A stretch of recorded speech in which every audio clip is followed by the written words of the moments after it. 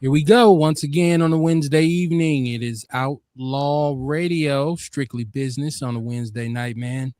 Second show of the week. This will put a pin in what we do weekly. So we hope to have a very in-depth conversation tonight. My name just so happens to be Kevin Barnes. I am the militant with a microphone, the mouthpiece of the movement, aka the Negro Whisperer, also known in some circles as the world-class smartass, certified professional life coach, world-class smartass. I'm just the host of this little thing we do here from this corner of the globe in Milwaukee, Wisconsin, called Outlaw Radio, presented by the People's Network. So like I said, tell a friend to tell a friend. The show is on. 262-202-5131 is the number you can call, or you can jump in the chat room. I do have one of my partners here with me to begin the ride, Mr. Ian C. Jordan, man, out there in sunny AZ.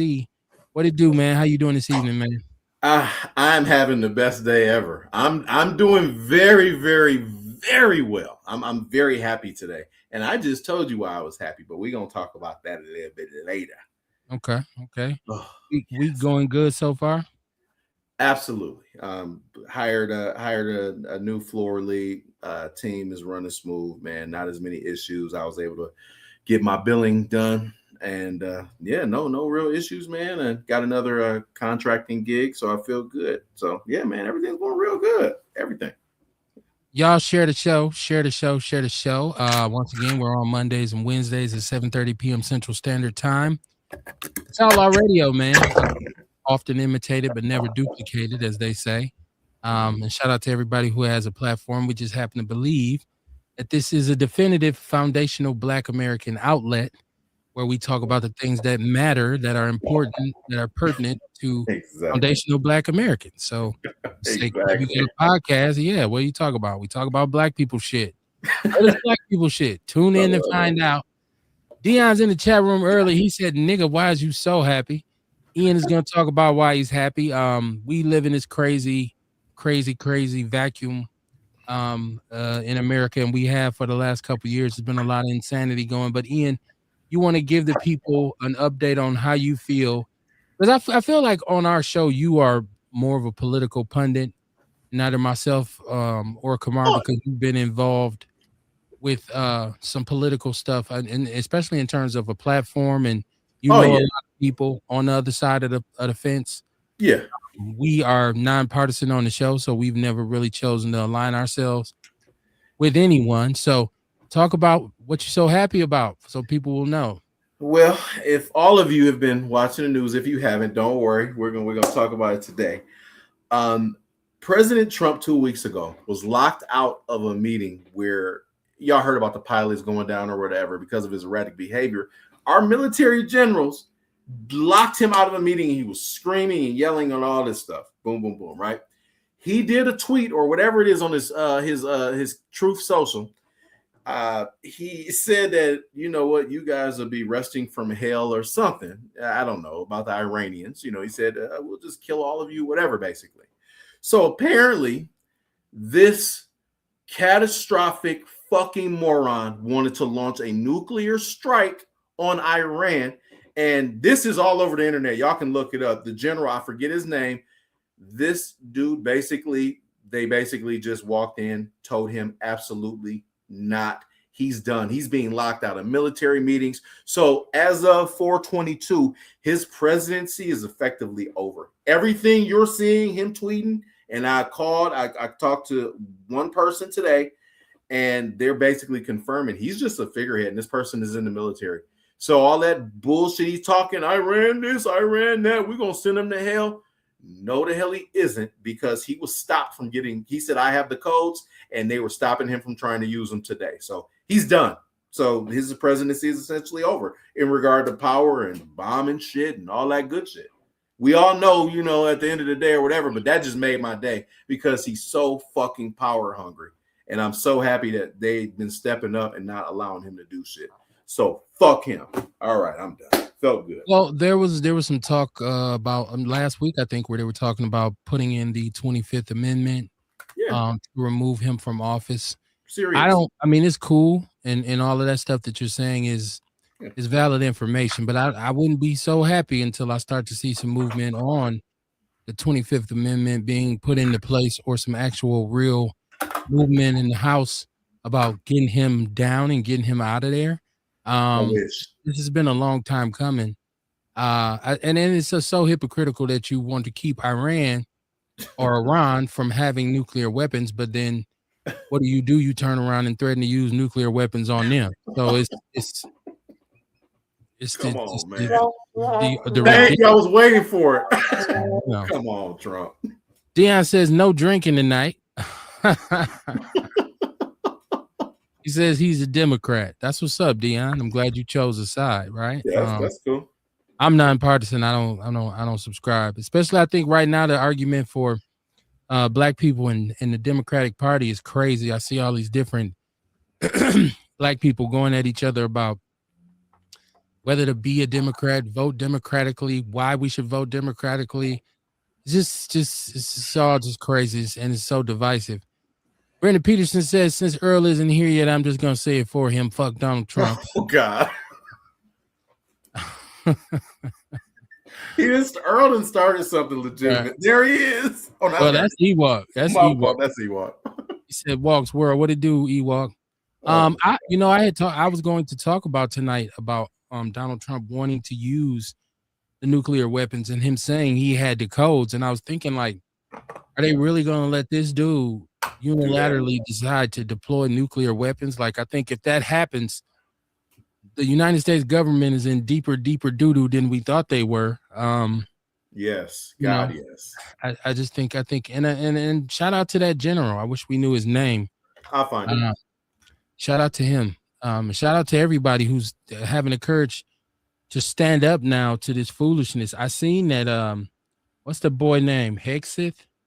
Yes, Pete. Pistol Pete. Yeah, he came out and apologized and said, I realized that I'm one of the people who was responsible for Trump getting elected, and he wanted to apologize. Oh, Tucker Carlson. Sorry. Tucker Carlson. I'm sorry. I said Hexeth. I'm sorry. I get my white people mixed up. Yeah, he said that he apologized. He said that he was Tucker Carlson. He said he wanted to apologize to the American people for misleading them. And I was wondering how many of the talking heads and the supposed quote unquote leaders are going to come out now and say, "Hey, yo, we made a mistake. Like this is a foul ball. We shouldn't have did this, and we misled you all." And I think it's warranted. I think there are a lot of people who spoke with a lot of candor and a lot of a lot of piss and vinegar on how qualified Trump was and why he should have been the president. And I think that they should come out and apologize to the American people, even though a great majority of us never went for the bullshit anyways. No. I think there are a lot of people who owe some apologies. Early on, I got a caller. Dion, what's on your mind, man? Man, I had to come chime in, man. I had to fuck their apology. On the real, like, I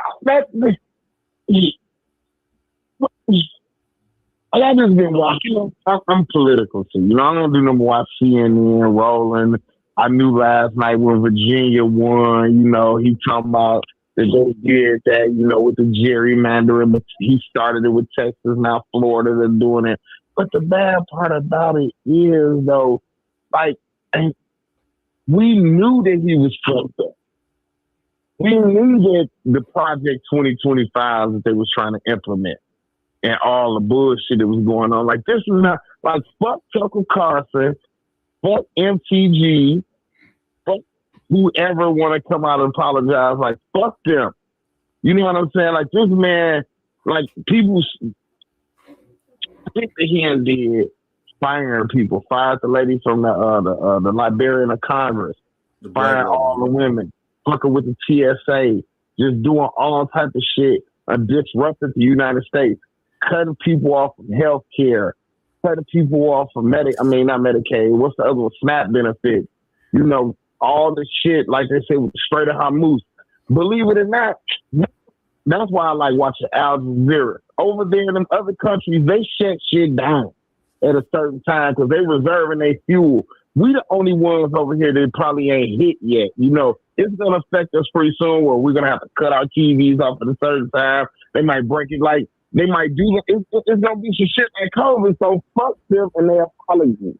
Hey, You know, Dion, real quick. Did you see that Trump and them tried to be slick? They tried to hire that black lady for the head of the CDC. You see that? yeah. They thought that was like some type of apology. Nah, still fuck you. But you know what though? To keep it real, if I was the lady, I'm gonna keep it real with you. If I was her, she should have publicly said, appreciate the offer, but I decline. I just decline the offer. You know what I'm saying? Because you're not gonna be first of all, you're gonna be using scapegoat. Then you know what he has been doing to your people. Don't think, bitch, that you can get in there and make a motherfucking difference. You should have declined that motherfucking job offer and just kept it moving. You don't want no parts of that administration. Should nobody black want nobody part of that administration? That's just like I was looking at a CNN panel last night when the results came in Virginia. I do not respect black people to still try to support MAGA, even the Republican Party. Right now, you got to put your Republican Party card in your back pocket and sit on that motherfucker till some sane Republicans get back in office. You feel what I'm saying? Like, it's just Dion, like, that's a ways away, though, brother. Woo, that's a ways away, bro. The man has did so much damage. And see, the sad part about it is I hate categorizing us on the panel, but I hate categorizing people as a whole. But we don't realize how globally that situation with Iran has affected the world globally. You understand what I'm saying? I'm looking at them in West Africa. You can't even pull your car up over there. Then not only that, then you got corrupt ass politicians that's in certain positions of power in some of them countries. They're hoarding the gas, they're hoarding the fuel. Like, dude, just did some bullshit to disrupt the whole. It just don't make no sense. So, Tucker Carlson, that guy with his support. What's the other motherfucker that's dead already? Rush Limbaugh. You talking about that punk ass motherfucker Joe Rogan, Theo Vaughn, all them hoe ass motherfuckers. Fuck all of them, bro. They're like, oh, we sorry now. Fuck y'all. Ain't no sorry. Ain't enough sorries in the world. Let me go to chat room. Brenda Peterson, she said farmers in southern Minnesota are apologizing for voting for him on billboards in Albert Lee. Fuck I went to them. school in southwestern Minnesota, so I went to southwestern Minnesota State. So it's real rural out there, real flat out there. For real, it's really, really flat out there, man. You a fool. Yeah, I went there for 2 years, so you know. Shout out to Southwest Minnesota. She said people are being cut off Medicaid too, Dion. Ernest says a Republican judge just blocked the Virginia redistricting vote. Said I just saw it on the news. Probably got to go to the Supreme Court now. Shit crazy because they were allowed to do it in Texas for Republican. Yeah. Get to the rest of the. Okay, so that's it. I want to say this. If anybody wants to apologize, fuck it. Especially the people who were really adamant about Trump, and I think Dion said he made the point, and if you've listened to my show for a long time, before he was elected last time, we talked about what he was going to do, and this time we talked about what he was going to do. He was saying what he was going to do, and we knew it. Because he had already served one term as the president. It was a jacked up ass term. And so people still, for some reason, I don't know why, and I think history will be the final judge of it, people still went to support him as the president. People still voted for him. Now there's some question on whether he legitimately won the election. But he didn't. But people still, there were enough people that voted for him. And then we had people who were adamant in their support of him. So I don't mind if people now come back and say, hey, you know what? My bad. I'm part of the problem. It's okay for you to admit for sure. that you were part of the problem. Now it doesn't fix it. But also I think these same people need to speak with their vote. If he lasts and the way it's going, I don't know how much longer his presidency will last. But what you pray for is that his ouster doesn't split this country in a way that it can be repaired. No, Like he's not having a very good go of it. No. if there's really actually some real kind of armed conflict, because my thing from the whole beginning was that he would turn the United States military against the people of the United States. And so we saw that in his enforcement of ICE and the way they were moving. And a lot of times he was calling in National Guardsmen and this kind of thing. I was always concerned that there would be some kind of military deployment against the people of this country, which really set it off. So, hey, Kev, just to add, because you had asked who was the general, it was U.S. Air Force General Dan Kane, and he refused President Donald Trump's alleged attempt to access nuclear codes during an emergency White House meeting. Okay, so he couldn't even get to the codes. Yeah. And then this is the thing. I think people don't understand this. Whether you like law enforcement or you like, the military, whatever, fuck it. But there are some people who are who they are, and they actually take an oath to the Constitution, and they actually respect it. He clearly is one of those people because he could ruin his life doing that to a president. You know what I'm saying? He could, but I'm glad he did what he did. And he's the second one, though. He's not the only one. He's the second general to do that in as many weeks. Yeah, man, this is not going good for Trump. It's just not. It's not going very well. Nope. Sarita Shaw, what it do? She said, "Hey, Outlaw family. Erica Hunt, what's going on? Erica, what's good with you? Hey. Mr. Carter in the building. What's going on, Kamar? What it do, y'all? What it do? What up, Kamar? How y'all feeling? Good, brother. Good to see you, man. Ian's feeling better than everybody. I want you to put that juice down, my guy. I seen you drink that juice. I seen you. This is simply lemonade. It's actually pretty good. Well, it ain't real juice. You shouldn't be doing nothing to damage your body right now the way medicated is. Huh? No, that's not simply. What you say, Kamar? Ian, you mixed that shit up before the show. No, this one is not. This is actually just juice. You can't fool us. Ian is being policed for his alcohol intake on the show. No. Erica said they were gonna send the military if the black community hit the streets. It's Erica, your statement is incomplete. I don't know. You have to finish your statement for me. Yeah. Like I said, man, we are living in this. This has just been a crazy 2 years of Trump. Yeah. And for people who say, well, I don't accept your apology, or I don't want to hear anybody apologizing or, kind of taking back their support of Trump, I would ask them, then where do you think that, because sooner or later, America has to heal. The healing process has to begin in the United States of America. We got to get back to some sense of normal. And I know people, well, the new normal.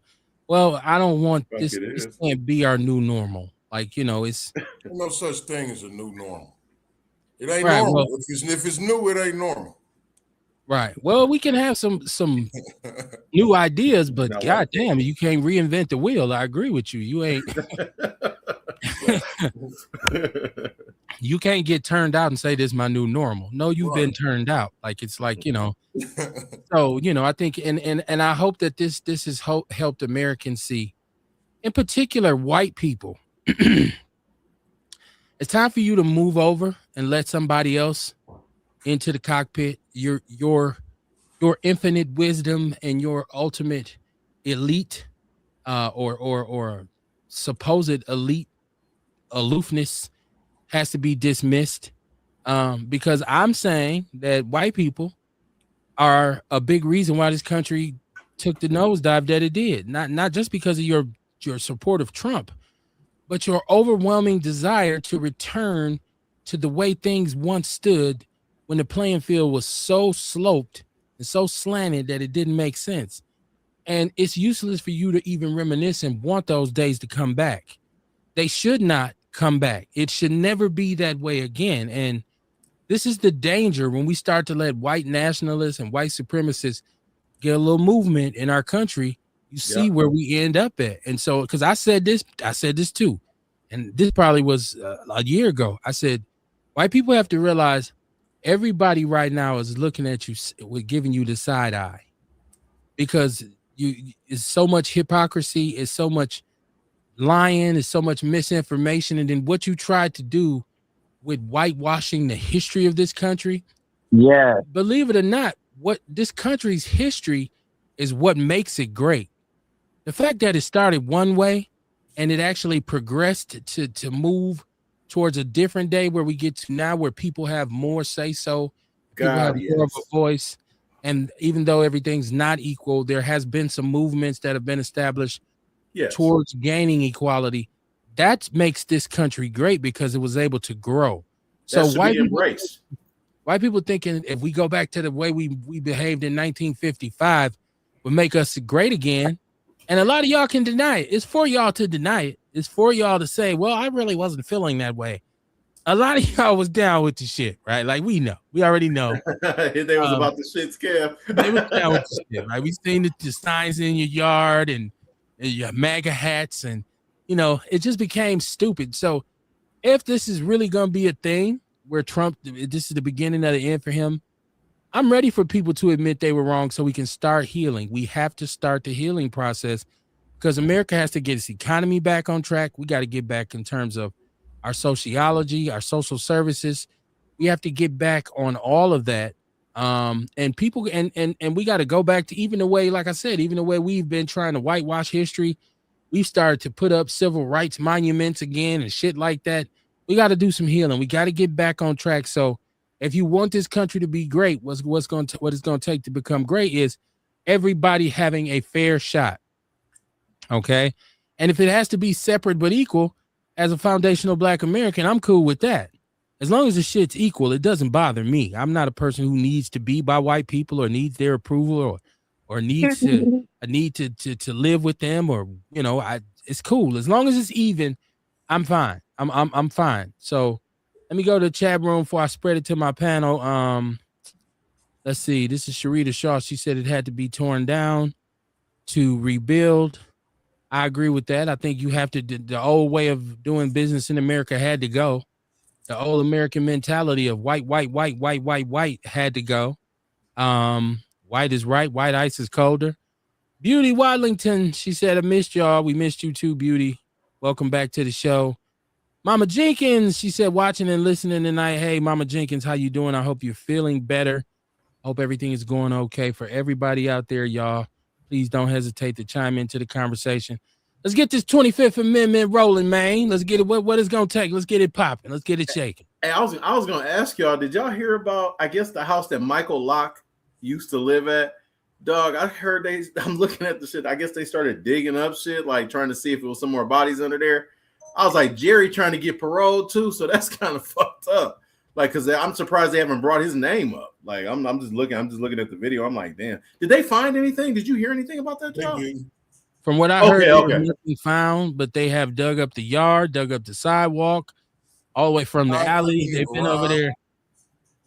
Yeah, I'm looking at the video. They're showing the garage right now. Yeah, it is what it is. Wow. I don't think. Would y'all believe me if I told y'all I knew dog personally too? I absolutely fucking would believe it. Yes. Yes, I do believe it. Hey, listen, he actually bought a house on a block we used to hustle on, right? And that's how him and Jerry always did. Hey, listen, I remember some times, man, when he would leave out of town, like we used to buy some work, buy this shit from him every once in a while. Yeah. And I remember times he would go out of town and leave shit with us and be like, just holler at me when you get back, when I get back. You know what I'm saying? But then later on down the line but hold on, let me back up. The reason why we used to go over there though all the time, he used to have dog fights in his basement. And that's what really drawed us to him. And then everything else took off. All the other shit we knew him for. But like when all that grave digger shit came out, we had no motherfucking clue. Yeah, bro. My cousin, Doe knew him already, right? And he told me back then, he was like, man, listen, dude, and them something serious. I know him. They come up with him, you know what I'm saying? With them, he came up with them brothers. Hey, I lived in June's house. I found out the shit he was on, nigga, throwing the motherfuckers some work. Yeah. And putting them on and then coming back to get them. God damn. Yes. Dog, it's crazy because I lived in June's house on Meineke. So when June flipped on Cuzzo, I was like, oh wow. You know what I'm saying? I was like, yikes. So I don't know. I think June Jr. is still good wherever he is, whatever. Because I got friends that was cool with him. and obviously my cousin Duty, you know, Jerry, he related, so it's kind of like whatever. I just stayed out of it. I was too young, so I didn't understand a lot of it. You would have no motherfucking clue. That's how he kick it. No, them niggas really did keep quiet with their business. A pastor, his father was a pastor. He actually was preaching in the church. Yep. Yeah, you know that's what I heard. Yep, so you're right. I heard that. You would have no clue that he was into all the shit he was into. And that they was some real goons, man. Like some real life ones. Like Jerry and them wasn't nothing to play with, and it is what it is. I'm just like, man, I was like, damn, I didn't know he was quote unquote allegedly responsible for that many homicides. I don't know. We don't know what caused this. I don't. The investigation. I know. Oh, somebody trying to get parole. I didn't know him personally, but I know he was a pivotal figure in my neighborhood where I grew up at. He had a lot of dealings with a lot of the brothers who did a lot of street business with him. Thank God I wasn't never involved in that level of it. You know what I'm saying? But I'm looking at the chat room and I'm saying to the same that Mama Jenkins is saying is who's gonna pay for this? Like this is because I guess they said the house is in his ex-wife's name still. And so I don't know if is the city is hell no, they don't pay for shit. The city don't pay for shit. They tear your door down, fuck your house up. And then they'll bill you. I don't give a fuck. I don't give a fuck if they don't find nothing. Mama Jenkins said, "Who's gonna pay for that shit?" Ewok said he ran point guard at Marshall for a minute. His ex-wife. Sharita Shaw says they tore that yard up. Who's responsible?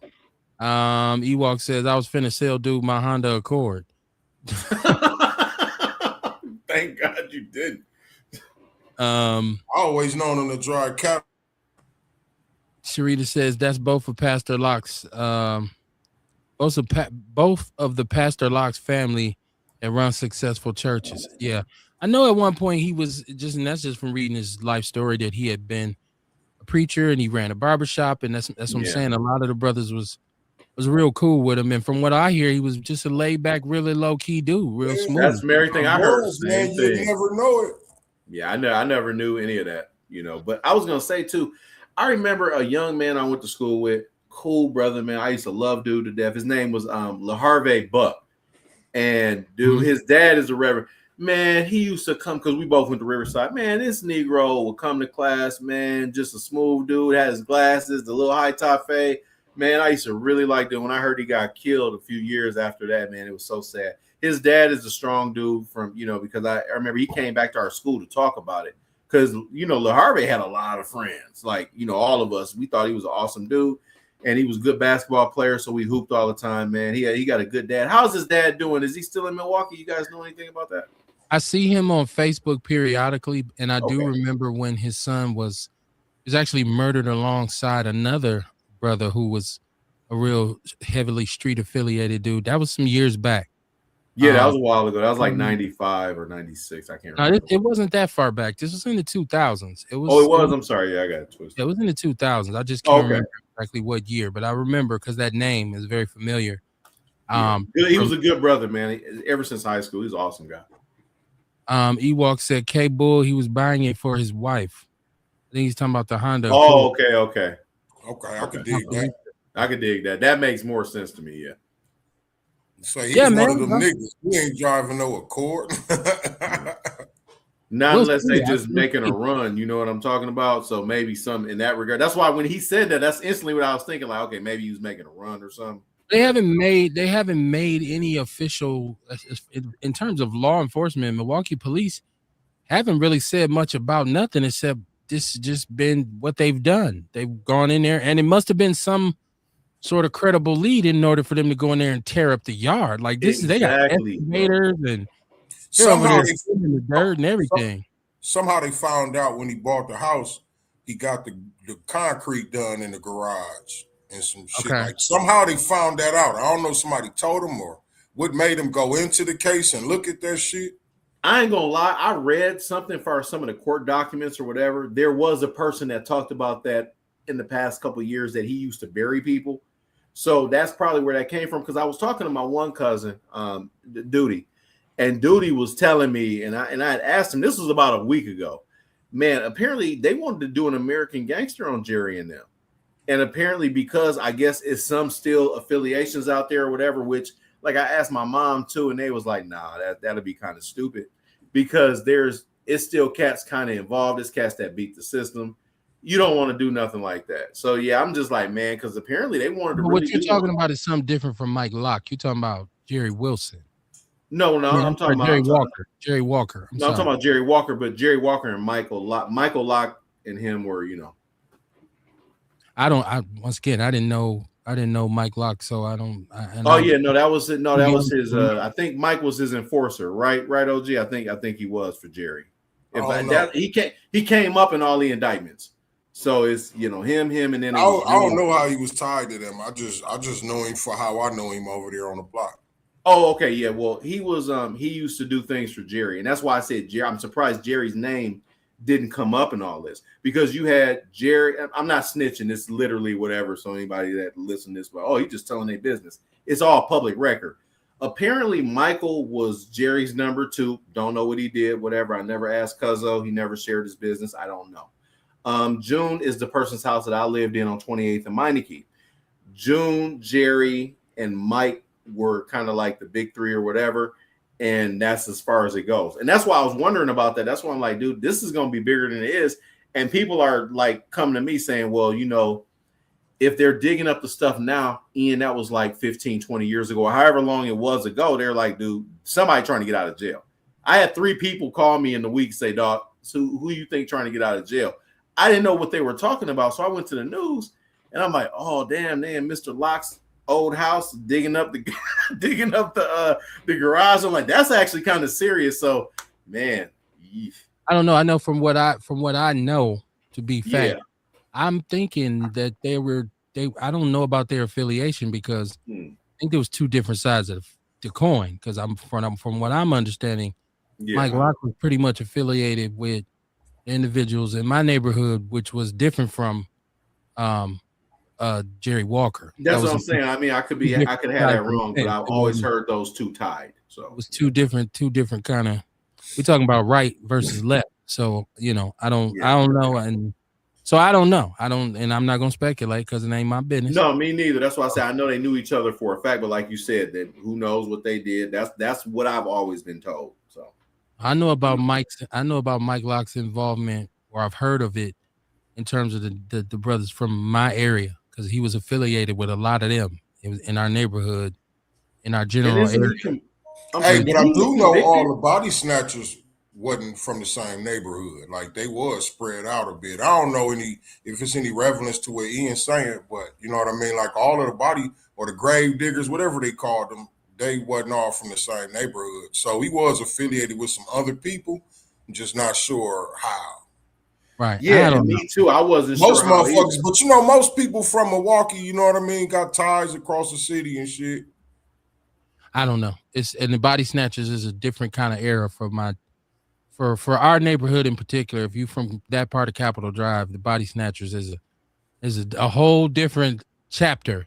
And so man, lingering chaos and confusion from that whole situation. So I'm pretty sure one of the homies will hit me up and be like, "Kid, so and so," and I'll be like, "Okay, I didn't know that." This is. Let me go to chat room. Sharita saying Unity House of Gospel and Evolve Churches. Is that where LaHarvey Buck is involved at? I don't know. Erica Hunt said, I'm lost. What happened with Pastor Ken? We ain't talking about Pastor Ken. Not Pastor Ken. He's talking about Mike Locke, who another one of his properties. And if you don't know, he had a property that was off Fee Branch in Hampton, somewhere close to Hampton, I believe. He had a few from what I heard. Where they had dug up the yard and they found 2 bodies. That 3 was bodies. 40th and Fee Branch. Christ. Okay. That was right down the street. We was on 40th and Nash, between Keith and Nash, and that house was right down the street on 40th and Fee Branch. Just past Capitol. And they found 3 bodies in the yard at that time, and he was also convicted of wire fraud because of some real estate stuff that was going on. So he, I think at this point he Didn't has his 2 or wife 3 getting some shit right after Yeah, that I too? think About so. the daycares and shit. Yeah. Yeah, dude, Mike. Mike.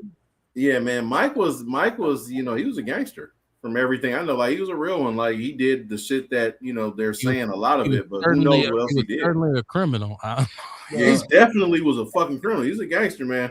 He's also an informant. He was working with them people too. He was working with them too. See, according to the newspaper articles and stuff I read at the time, he ain't never getting out though, bro. No, he got like 2-3 life sentences. Yeah, so, he'll never get out. Yeah. Ian, Sharita said you need to say allegedly. Never say never. Well, that's he can know Trump, right, and get pardoned. She said those are Pastor Locke's churches. They're all related. Unity House of Gospel and Evolve churches. God, okay, yeah. I didn't know. I don't know because I don't. Yeah. One thing. Well, 2 things. I'm not in the streets or the church no more. So I'm out the loop. I'm only in one. This is the church. That's right? About it. I don't know who's who. I don't know what's what. Yeah. So I don't know. I try to stay fed free. All right. We say boycott the prison. Straight up. Not meaning go and walk in front of the prison with a sign, but don't do shit that'll get you put in prison, right? So straight up, defund the prison, nigga. I'm a free Negro. I like to be free. I like to be able to move when I want to. So yeah, if y'all can chime in on that conversation if more information is available as to what has made my because that's a deep dive for them to go in and just tear up the yard. Like, I mean, yeah, that threw me off, Kev. That really did, because when I seen it, I'm like, what the hell? Somebody talking about something.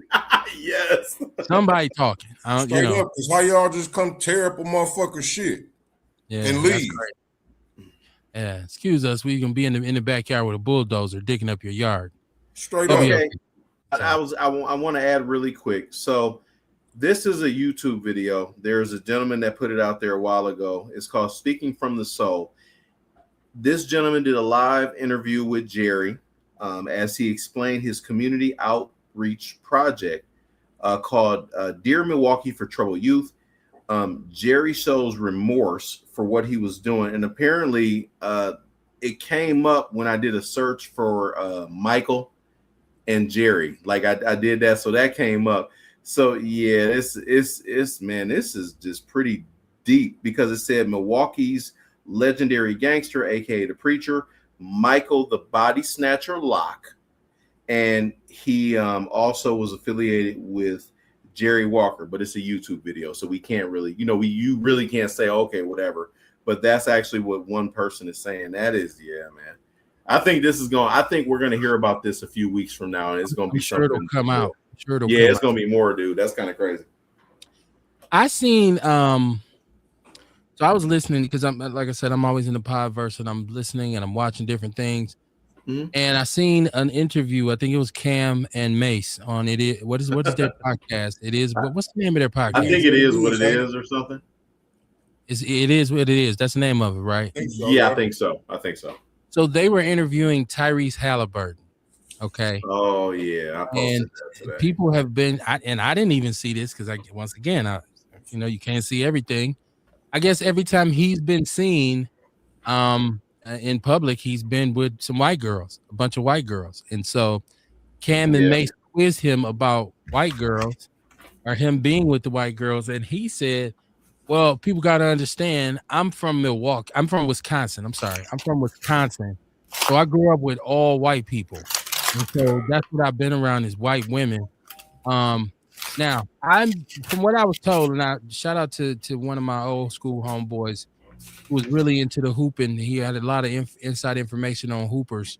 And I remember when the brother who was working Tyrese Halliburton out was meeting up with him early mornings. He was coming to Milwaukee from Oshkosh, I want to say.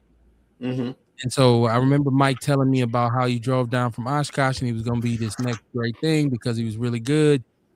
And so he was talking about, he grew up in Wisconsin, so he grew up around all white people. But then Halliburton? And then on a I never knew that. We find out that I guess he's biracial himself. Yes. His mom's white. Yeah. Okay, so first of all, it's 2026. We're still talking about, who got a white girl, who got a black girl. We shouldn't even care about that shit, bro. I'm not gonna say we shouldn't care about it. I think it says it's a statement on who you are and where you are at in your life. But I mean, he's an NBA basketball player and he's a young man.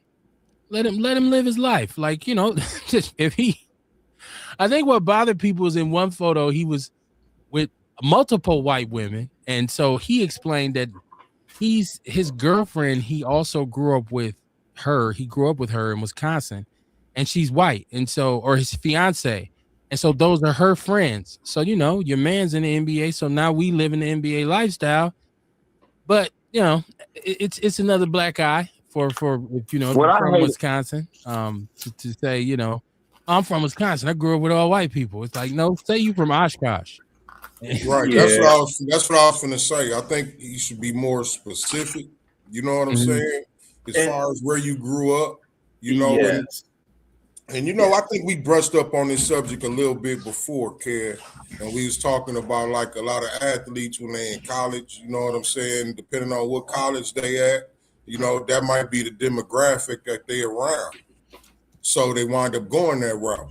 And then another thing, some brothers just get along better with white women. Yeah, and they just them type of brothers.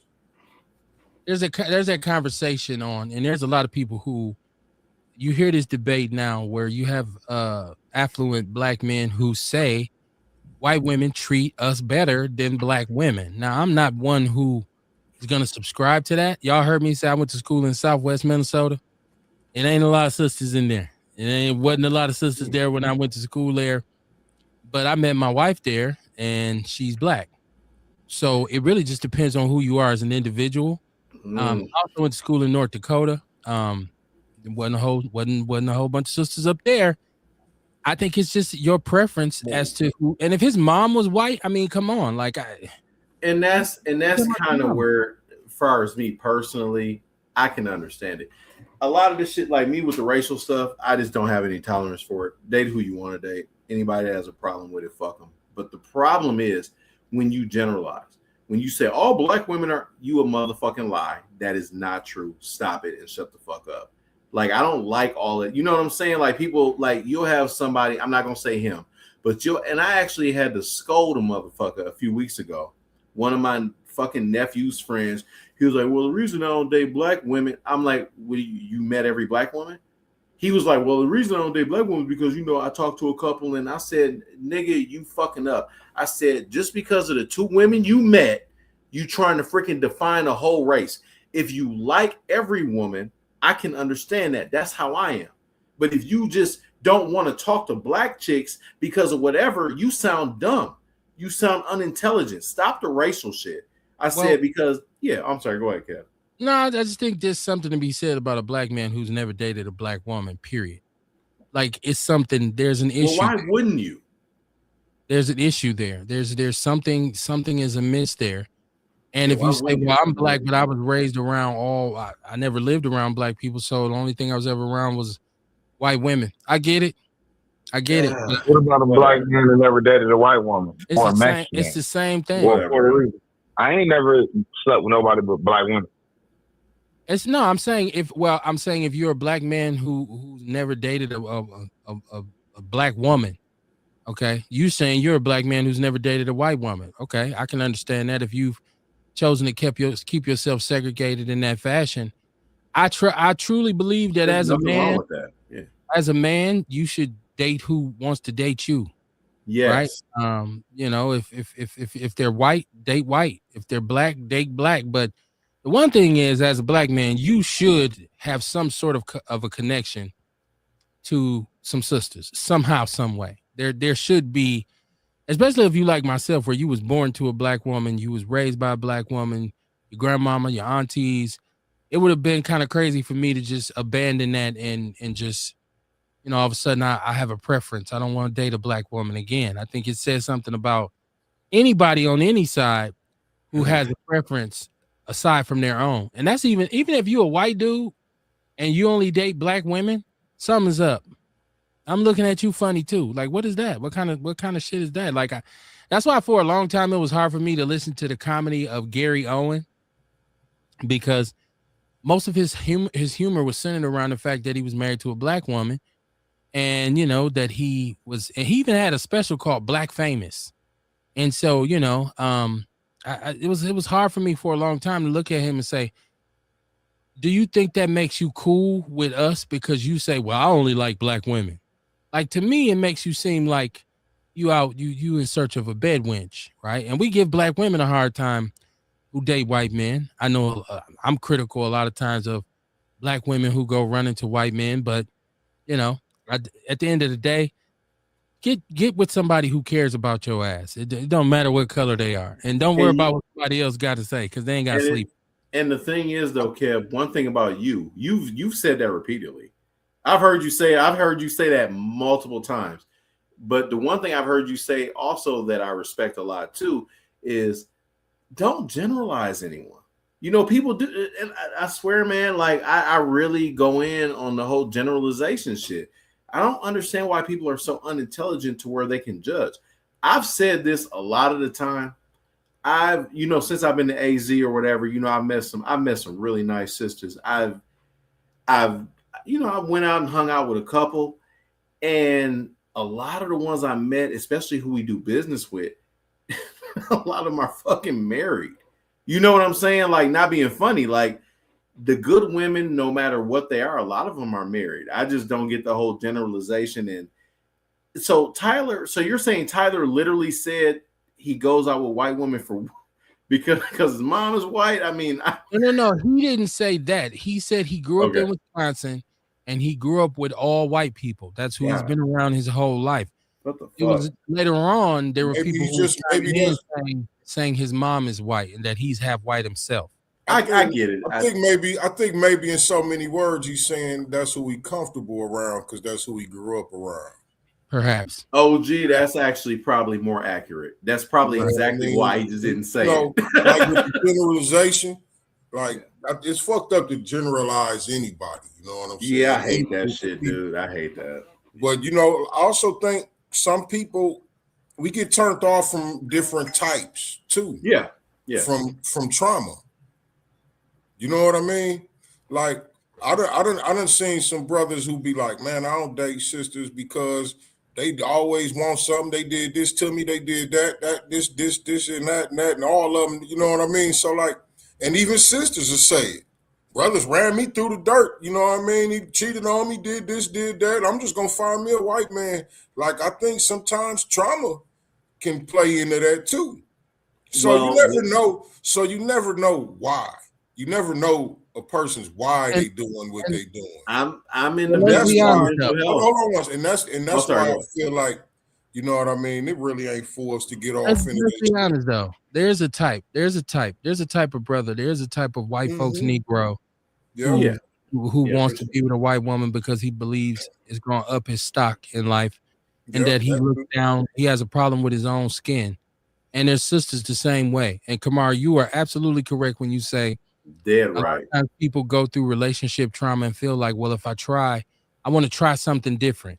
So white men might treat me better, or white women might treat me better. But I think a lot of them get a wake-up call in that people are people. It's just like women who have bad relationships with men and then say, well, I'm going to date a woman from now on. Well, people are people. Or in our community, you have a certain type of issue, but then they got other issues. But they got issues, you know what I'm saying? Like the crime here. We got a certain type of crime, but then they got pedophile type crime that's rampant in their communities. You know what I mean? So everybody got problems. Well, it's just which problems you're going to deal with. You're going to have to deal with. I was going to say, it's two things that I want to add before you read the comment, Kev, if I can go, or do you want to read it? Go ahead. Yes, sir. So when it comes to a lot of that kind of stuff, like for instance, I'll use myself as an example. The love of my life lives in Cleveland, Ohio. She got married years ago, whatever. Jamaican, beautiful woman. But her brain is better than, anything you can think of. But the thing is, I could have been like, oh, Helen, you literally, you didn't end up doing things with me and you got married and I think all Jamaican women are bad. That's not the case.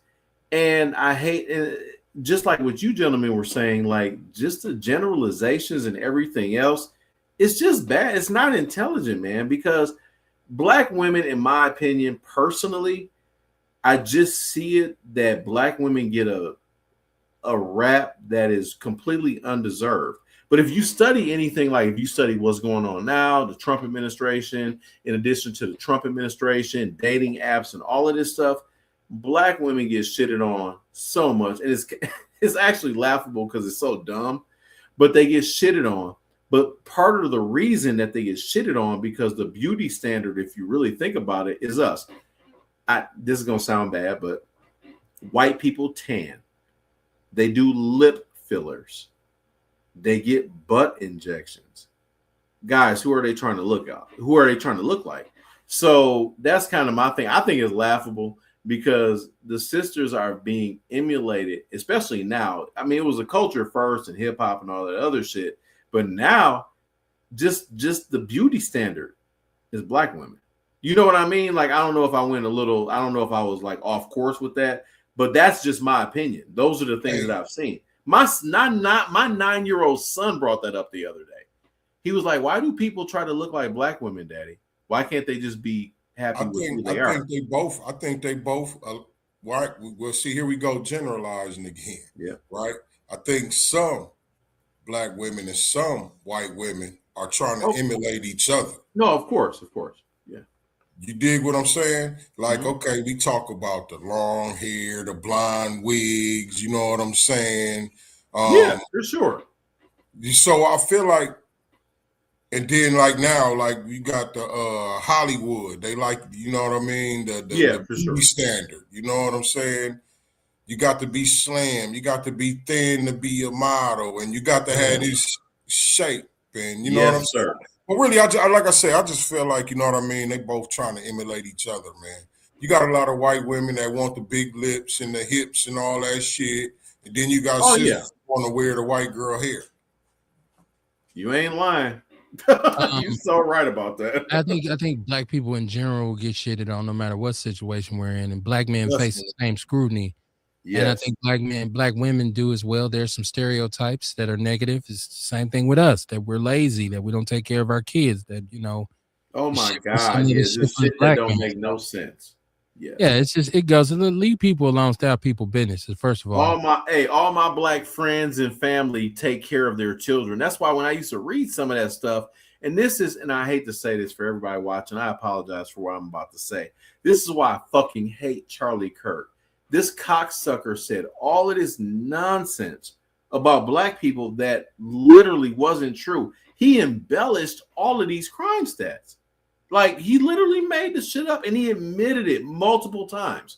He just said, well, if you take this metric and take this metric, this is what you have. When if you look at all the metrics, white people are more violent than black people. He won't do it no more.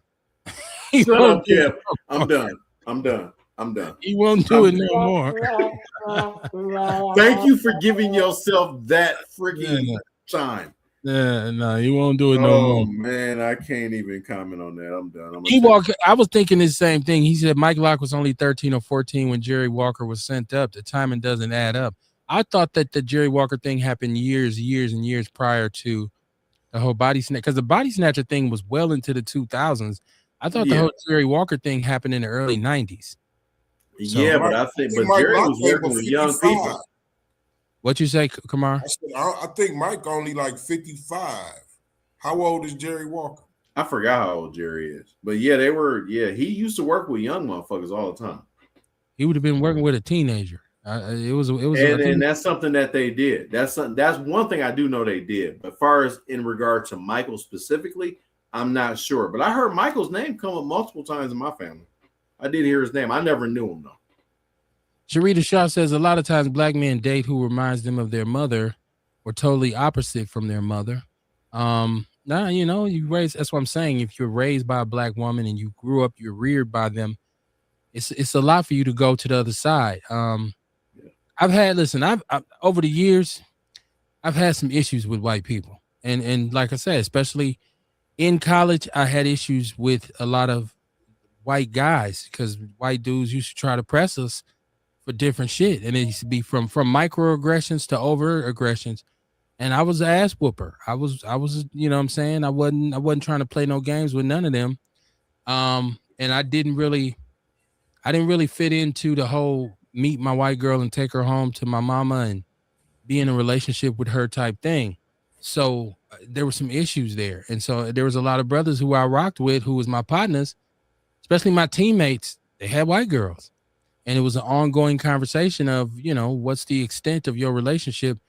One of my closest friends right now is married to a white girl, and he's been married for years to her, and we've had discussions, sometimes some heated discussions about what it is, and that's how I've learned to mind my business. That's why I say mind your business. You know what I'm saying? I still call Serena a bad wench, but I do that because Serena was held up and defended and held near and dear by black people and black men in particular, when white people were calling her all kinds of offensive names, and then she became a bed wench who has gotten lighter and lighter ever since she's been with her white man. And then the cheerleading, the peanut gallery, always talking about, yeah, girl, forget these broke ass niggas, go get you a rich white man and all this shit. It's like somebody like Eve. Like it's just, yeah, I call them bed wenches. So they say, Kev, take your own advice.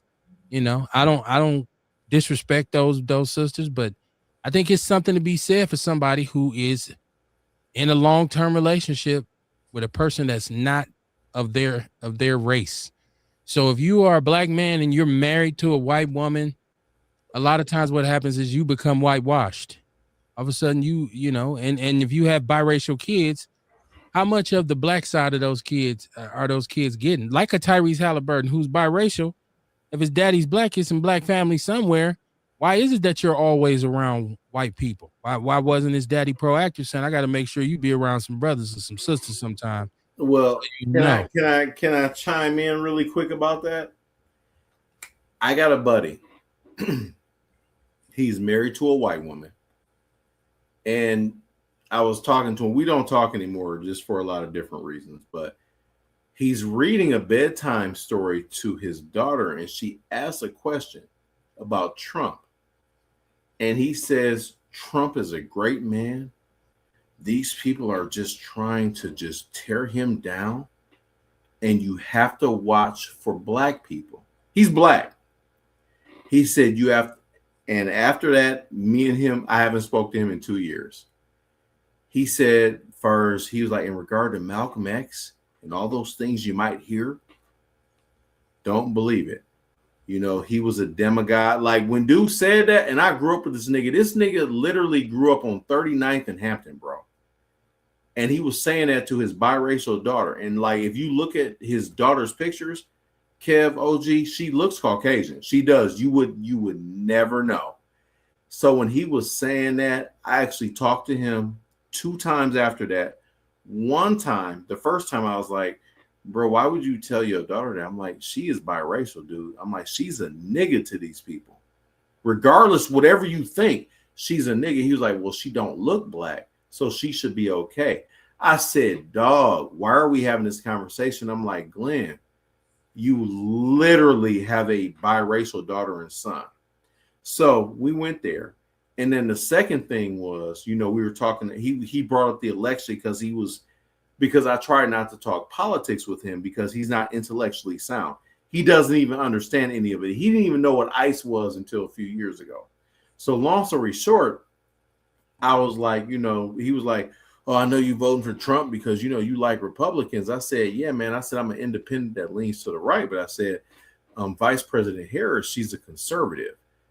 He was like, no, she's a liberal. I said, no. I said, her budget is 4.3 trillion. I said, his is going to be like 9-10 trillion. And that's not even counting for if he starts a war. So when I said that to him, he's like, no, that's not the case. I said, dude, have you been listening to these right-wing radio podcasts? No, that's not the case. It's clear. I said, look at what they're doing when, as far as toward the end of Biden's presidency. I said, it would make more sense to vote for her. And then he said, a bitch don't run my household, so why would I vote for one to run the country? These are the type of people that the right wing attracts, bro. Like, yeah, I was done with him. I haven't talked to him in almost 2 years. I heard a lot of brothers say that. I don't know if that's just right wing. I heard a lot of brothers say that. Like, Well, no, Kevo, you're right. It's not really a right wing thing, but as far as him, that's where he is. So it is what it Earl is. Henning, Earl is in the building. Earl says, "What it do, my brothers? Love us. Fuck Donald Trump." He's late. Earl's in the building, man. He's in the building. I love Hey, Earl. Earl, Brenda Peterson came in way before you and said since you wasn't here yet, she said fuck Donald Trump. So she beat you to the punch. But welcome to the show, my brother. Erica Hunt said, "Do y'all think America is ready for another black president, or do you think America is ready for a female president?" Can I I chime don't in? know that when we've you're done? ever had. I don't know that we've ever had a black president.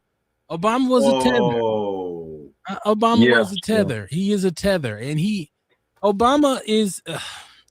So if you're gonna say black to me, then I want somebody who's a black man from the soil, somebody who's not user friendly, somebody who ain't worried about being politically correct, and somebody who ain't really about that black boule elitism. Kev, I'm you not. are you are an eagle on a perch. You got a different view. I think that might be over people's heads. You're absolutely right, by the way. I'm just saying, if you take somebody like Obama, who was pretty passive in my position, from my perspective, that's exactly what he was. Like, we, and I'm saying us as foundational black Americans, showed you at your back. And even for that second term, I voted for him twice. I was expecting some asses to be kicked. I voted for him once. I voted for him twice because I was expecting him. I said, okay, I know there's limitations in the House and there's checks and balances.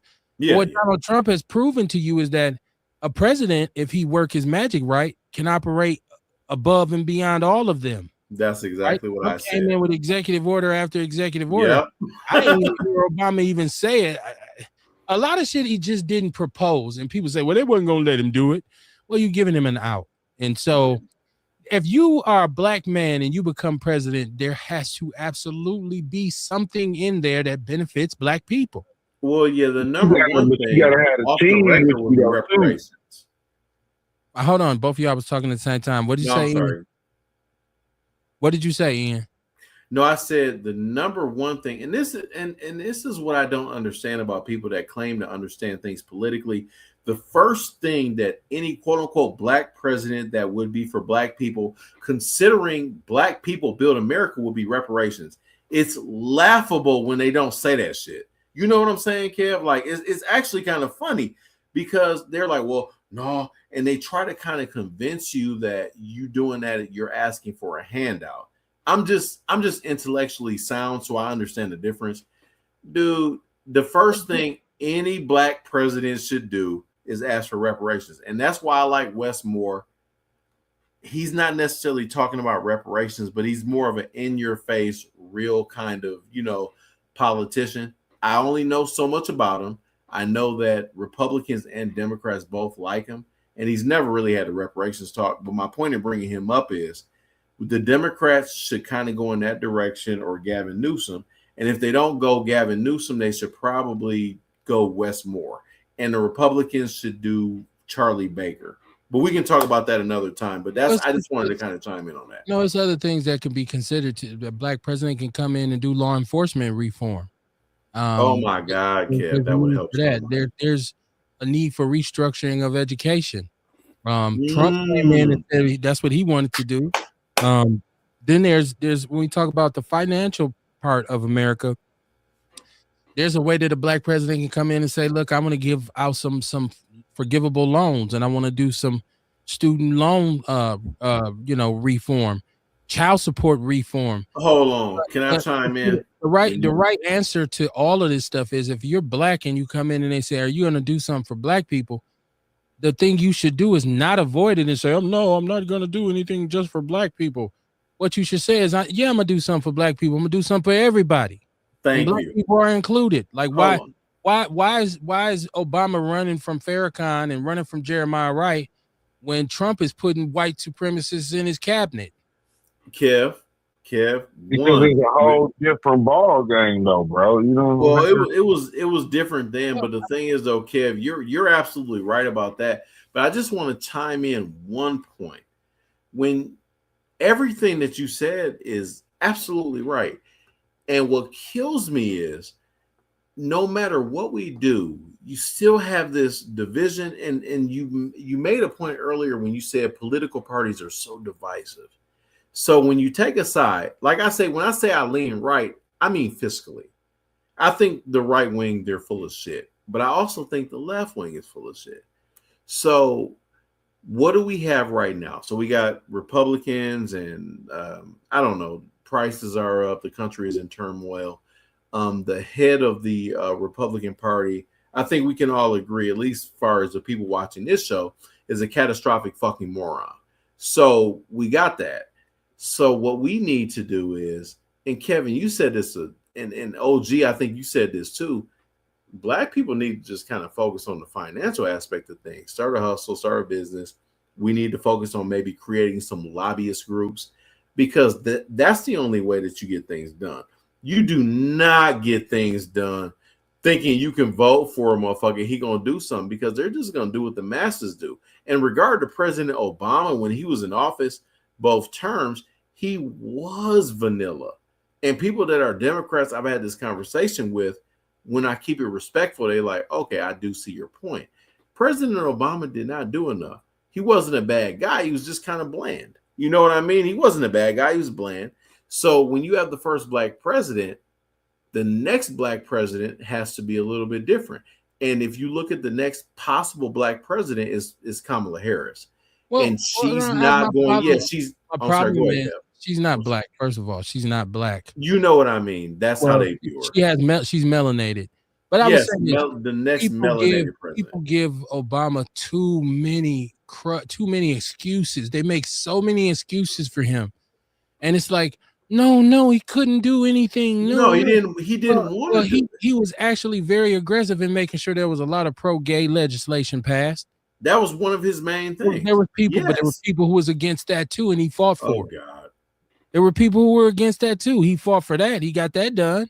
So and it's so funny you said that, because he fucking did. Hey, you know what? Hey, you know what? I think like black people gotta understand what that saying means. Money rules the world. Like, you know what I'm saying? Thank you. The LGBT them, they paid for that shit. Pretty, you know what I mean? Like you said, the lobbyists, we got to figure out how to get some lobbyist groups. We got to get some money up so we can get some bills passed. You know what I'm saying? OG, that shit is so fucking attainable because of all the people that we have. That shit costs.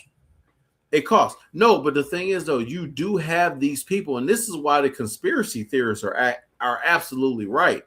Dude, with all of the people that we have in our race, FBAs, whatever, they ain't got to admit they FBAs or whatever, but it's billions of dollars. Jay-Z is a billionaire. Dr. Dre is a billionaire. But they know if they jump into this shit, that's a problem. So, yeah, man, I mean, and that's why I always say that, like, Outlaw Radio and shit like that is so important, because the things that we're talking about right now, Adam Mockler, much as I love him, I've communicated with him, they don't talk about this. They talk about shit from a Democratic Party point of view. These people don't give a fuck about us. They don't. They never had. They won't vote. They'll do shit close to the election, and they'll say, oh, okay, let's talk about reparations. And then they won't do anything. And that's why Kevin, The second part of the question was, are we ready for a female president? I'm not opposed to a female president. I am not either. I voted for Kamala Harris. But too. I didn't vote for her because she was, whether she was black or not. I voted for her because I didn't want Trump to be president. Thank you. More importantly, I don't have a problem with a woman being president, right? Like, you know, as long as she comes in the right way. It's like Trump came in the wrong way. If she's did a good job too, though. She's a racist, white nationalist, white supremacist, white woman. If she's a Becky, hell no, I don't want her to be the president. Okay, I'm not gonna vote for her ass. I'm not opposed to a woman being the president. I know a lot of men are, because they have that issue about, you know, women being overly emotional and whatnot. Hold on. You have checks and balances for that. So I don't have a problem with a woman being president. So if she was a qualified candidate, I'd vote for her. I got one for you. I promoted a woman, as far as in our organization. I promoted a woman to be my floor leader. You know, we have 30 people that we're responsible for. So I promoted her to kind of do the checks and balances, make sure people are doing their job and everything. I had 2 dudes that are no longer with the company. They just fucking quit because they don't want to take direction from a woman. And the reason I know this is because of how you, Kev, OG, I know y'all done seen this before, to where you see the over energy when it comes to, she would ask them certain things. They'd be like, oh my God. You know what I mean? So it's kind of like, okay, you guys don't like taking direction from a woman. And I think some of that is why people didn't vote for Vice President Harris. And it's actually laughable because they keep trying to make it seem how dumb she is. But and I'm gonna shut up in a second. She was vice president of the United States of America, right? Most people in the careers that they're in, whether you work at McDonald's, whether you have your own business and things like that, they've never achieved the levels of success that she did. You don't get a law degree and get to vice president of the United States if you just, quote unquote, and excuse my language, suck somebody's dick. Because that's what they were saying. They said, oh, she got so far because she did sex with Willie Brown, the mayor, air quotations, the mayor of San Francisco. So none of it adds up. And it just shows how racist, to kind of tie to everything else, Kev, OG, how racist America actually still is. Because she was clearly a better candidate than Trump from just from the numbers. And I know I'm different because I'm at a higher level because I see numbers all the time. She clearly was a better candidate. He's a catastrophic failure. And I've done videos on how his first presidency was so bad, how he mishandled COVID, how his spending was high. And if you just fast forward to now, he's even worse. And now you have fucking generals not allowing him to be in meetings. But I'm just going to, kind of pass it off to y'all because I'm like, man, like Harris actually would have been a better option, in my opinion. I had to go back to my chat room because Erica Hunt, she said she's staying single. So she didn't gave up on the relationship. So white or black, she said she's staying single. Don't stay single. Erica Hunt said, she said, don't forget the BBLs is in the breast implants. Yes, absolutely. This is Sharita Shaw. She said, white people cause me significant corporate trauma. There you go. Right. Exactly. Well, exactly. It'd be hard for me to come home to a white, mate when I've been fighting that battle all day. She gonna probably catch the back end of that. Fuck you, Bill. I ain't gonna do that, but I just won't feel real. I know. Wouldn't feel real social with her, and her parents would probably get any family get together. I'm probably gonna ruin that shit with some. I'm showing up as a militant. I'm gonna have my Panther uniform on. I did that with my Mexican wife, sir. I used to do that a lot. Earl Haynes said, "Black pussy only in my life." Okay, Earl. Okay, ain't nothing wrong with it. No, sir. Erica says, "So you wanted the biracial black man to be the first dictator president? They would have never let another black person be a president if he would have acted like that." Yeah, that's that fear that we have as black people is if he do that, they ain't gonna never let us do it again. Yep. Listen, as nice and passive as he was, they still didn't want him there. They still called him a monkey. And actually, the election of Donald Trump is a direct representation. It's a direct connection to a lot of white people being mad that there was a nigga in the White House. So they still are pissed. So we so scary. We're so scary but black people stop being so scared. We, like I said, we voted in record numbers. There was people who had never voted in their lives that voted for Obama. He would have got overwhelming support. Okay. He had that election. He was gonna win. There was no need to be scared. There was no need for us to be so shaky. Like, well, now you be a good nigga, so somebody else can do it too. That's a slave mentality. I didn't think Obama was gonna win, though. I still think it was some bullshit behind that because that's like he was a one-term senator from a state. Matter of fact, he was a one-term senator, obscured, going against a powerhouse like John McCain. Like, come on now. Once I seen them white women on Oprah behind him, I knew he was gonna win. Mm-hmm. It's like the white women got behind Trump, and that's why Trump got partially why he got elected too, because white women voted for him. So they hold But a lot of weight. My whole take on the reparation thing is that in order for us to be able to get it or gain support, it has to be momentum behind it. So white people, for some reason, white people, a lot of them feel like they're not responsible, which is true. But they need to have to be able to understand that we didn't get an equal footing in the United States of America. First of all, being slaves. So that was already a black eye. You understand what I'm saying? That's why we still going through a lot of the shit that we going through today. If you talk to a racist white person, and I believe if you had a one-on-one, they can't sit there. I don't believe they can sit there and tell me that they're superior to me in any type of way. Physically, mentally, emotionally, psychologically. Now, if you're going to sit up there and use time and sense to think, we're both equal men. One of them is a different color than the other. And technically, we can stay out in the sun longer than y'all. So to me, that says something about y'all, but that's a whole different story. So a lot of white people feel like they had nothing to do with slavery. Why they feel like they have to pay for it. But in all actuality, it's not coming out of none of your money, because every day with the war and the wars that we have had, we could have been paid reparations, got out the way and moved on. But they have to be able to understand the effects that slavery had on us as African Americans. Now, me, myself, personally, I was talking to a friend of mine today, and I always be talking about post-traumatic slave syndrome, but I also was talking about the thing that you always say, the FDA versus the tether. And I was telling him that even though we're similar in color, and we might speak different tongues and dialects, you don't know the struggles that our ancestors went through over here as far as with slavery and Jim Crow. I don't know I don't know what y'all went through over there as far as South Africa with apartheid, and Nigeria with the colonialization. I don't know none of that. So even though we're similar, we have different struggles. You guys can't relate to our struggles just like we can't relate to y'all struggles. We, as black people, as African Americans over here, we did what we had to do to try to get the rights that we got.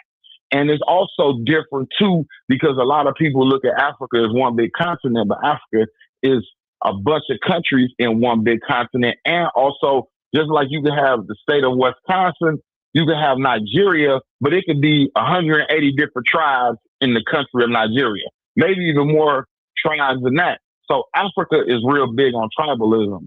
But like I was saying, back to reparations, in order to get reparations, it has to be some momentum behind it. And white people have to understand the harm and effect that not only did racism do to us, redlining, institutional racism, and a lot of them really, because anytime you can sit up there and say, well, I don't see race as a color, you do.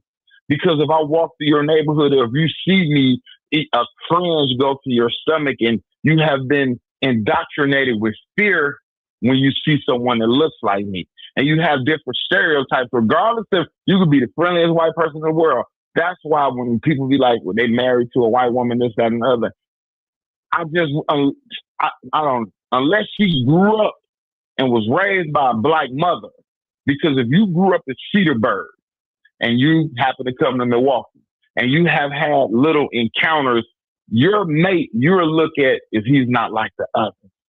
You know, he's exceptional. Even though you might not say that, you're not. But if you can see someone that looks exactly like your mate, but he's not your mate, you're gonna be a little bit apprehensive about it. You know what I'm saying? Because that's what you've been taught.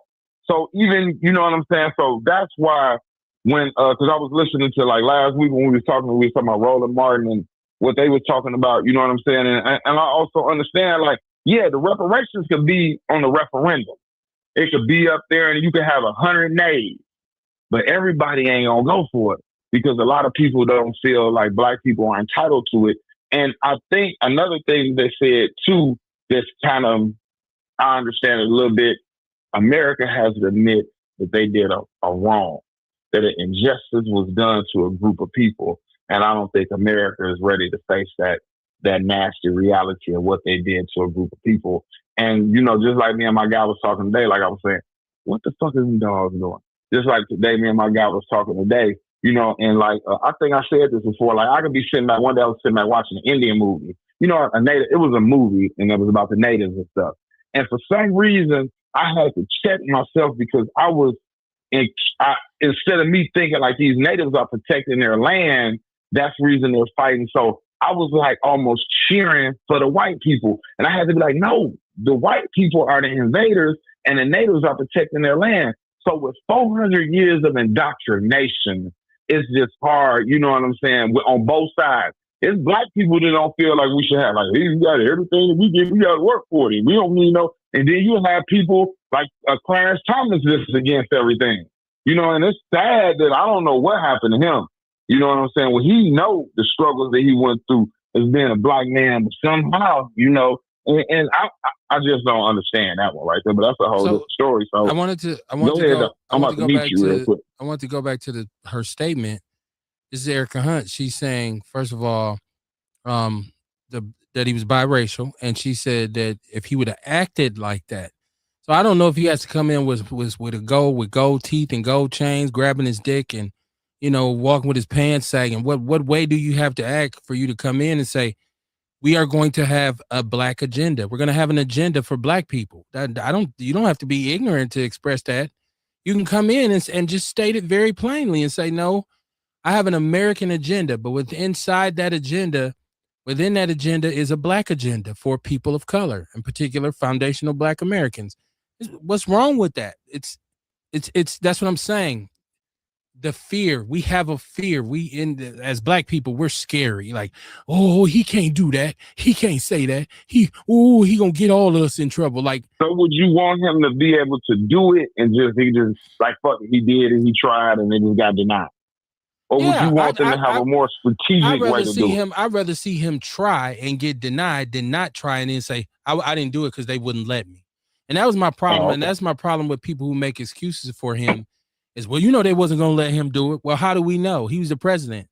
He can figure it out. Like we thought Trump wasn't going to be able to do a lot of shit, but he rocked them executive orders and he did what he wanted to do. Obama could have done the same thing. But the scary, passive, soft, kind of like, no, I don't want to offend white people. No, I don't want anybody to be, but they didn't care about offending you when they call you a monkey, or or called your wife a monkey, or, so I'm just saying, like, the next black president has to be unapologetically black. He has to come in and say, nah, yeah, I'm gonna do something for African Americans or foundational black Americans, whatever he calls them. I'm gonna do something for them because I'm one of them. So, and there's nothing wrong with that. So, let me go to the next comment. It says, this is Sharita. She says black people should not have an all-inclusive bill passed for everybody when different ethnicities have rights specifically for them. No, I think a president should do something. Whoa, caller, I need you to. I think a president should be ready to do something for all the people in America, and black people are included.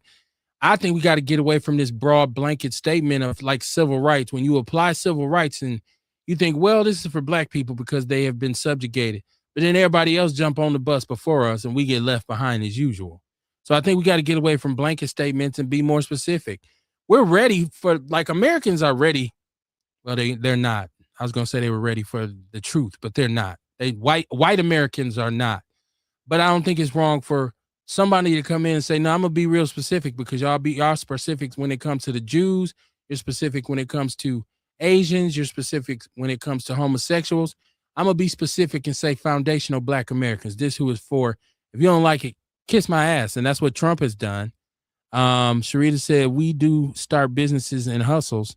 We get targeted and audited more. Ace Cooley in the chat room. What up, Ace? How you doing? He said, what up, Outlaws? I'm late. It sounds like my kind of conversation. I'm glad you feel at home, Ace. Erica says, I say use the tools they design to exclude us against them, like unions. Sharita said, unfortunately, Harris and Trump were one and the same to me. Ace Cooley in the chat room says, any millionaires that are black, especially in the entertainment business, are controlled by the secret organizations and are not allowed to help the community. He said Trump fucked up the Republicans. He fucked up the reputation of the country. Yeah, Trump has done a lot of damage. Sharita said, I know. She said, I know a lot of, what does that say? DTF, whites with degrees. I don't know. I can't really see what that says. Kamar, can you see that? I know a lot of, I don't know what that says. DLT, whites with degrees. Nitwits. I don't know what that says. She says they have to pay for it because their legacy was built off the back of black people. I read the same thing you did, Kev. Okay. They said technically everyone owes us reparations. Africa sold us into the transatlantic slave trade. America owes us for the inventions, the rape, the free labor, and murder. Israel owes us for the poison that they put into the entertainment for their private prisons. Truthfully, democracy to me is an illusion of bullshit. Okay. Now I just get a call. I just got another call. Caller, you are with us. I believe, is this Erica or is this Erica? Yeah, this Erica. What's going on, Erica? Long time no speak. Long time no speak. I've been real busy. That's what's up. Real busy. You here tonight? What's on your mind? So I will, let alone standing on the necks of some of these corporate people who like to bully our black communities. In my position and as a union organizer, I just got back from California helping the 50,000 security guard officers prepare for their contract negotiation in California. Shout out to USWW.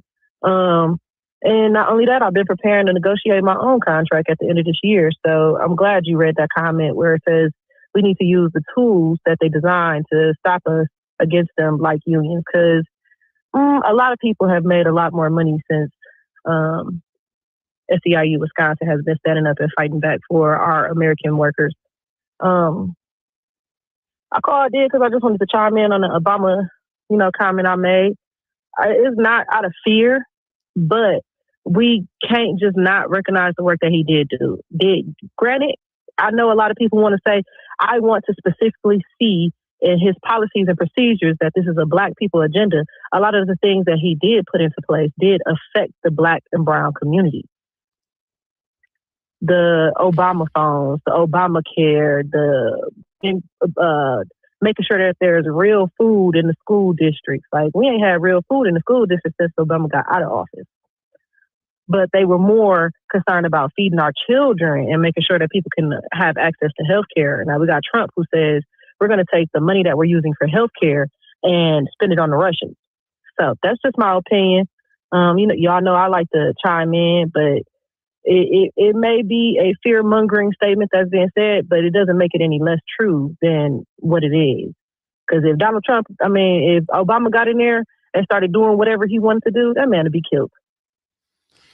I don't know that it's about doing whatever it is that he wanted to do. And I see, so we talk about, him being the president. I think him being a person of color, specifically a black man, supposedly, we found out later that, he was not necessarily one of us. He's not a foundational black American.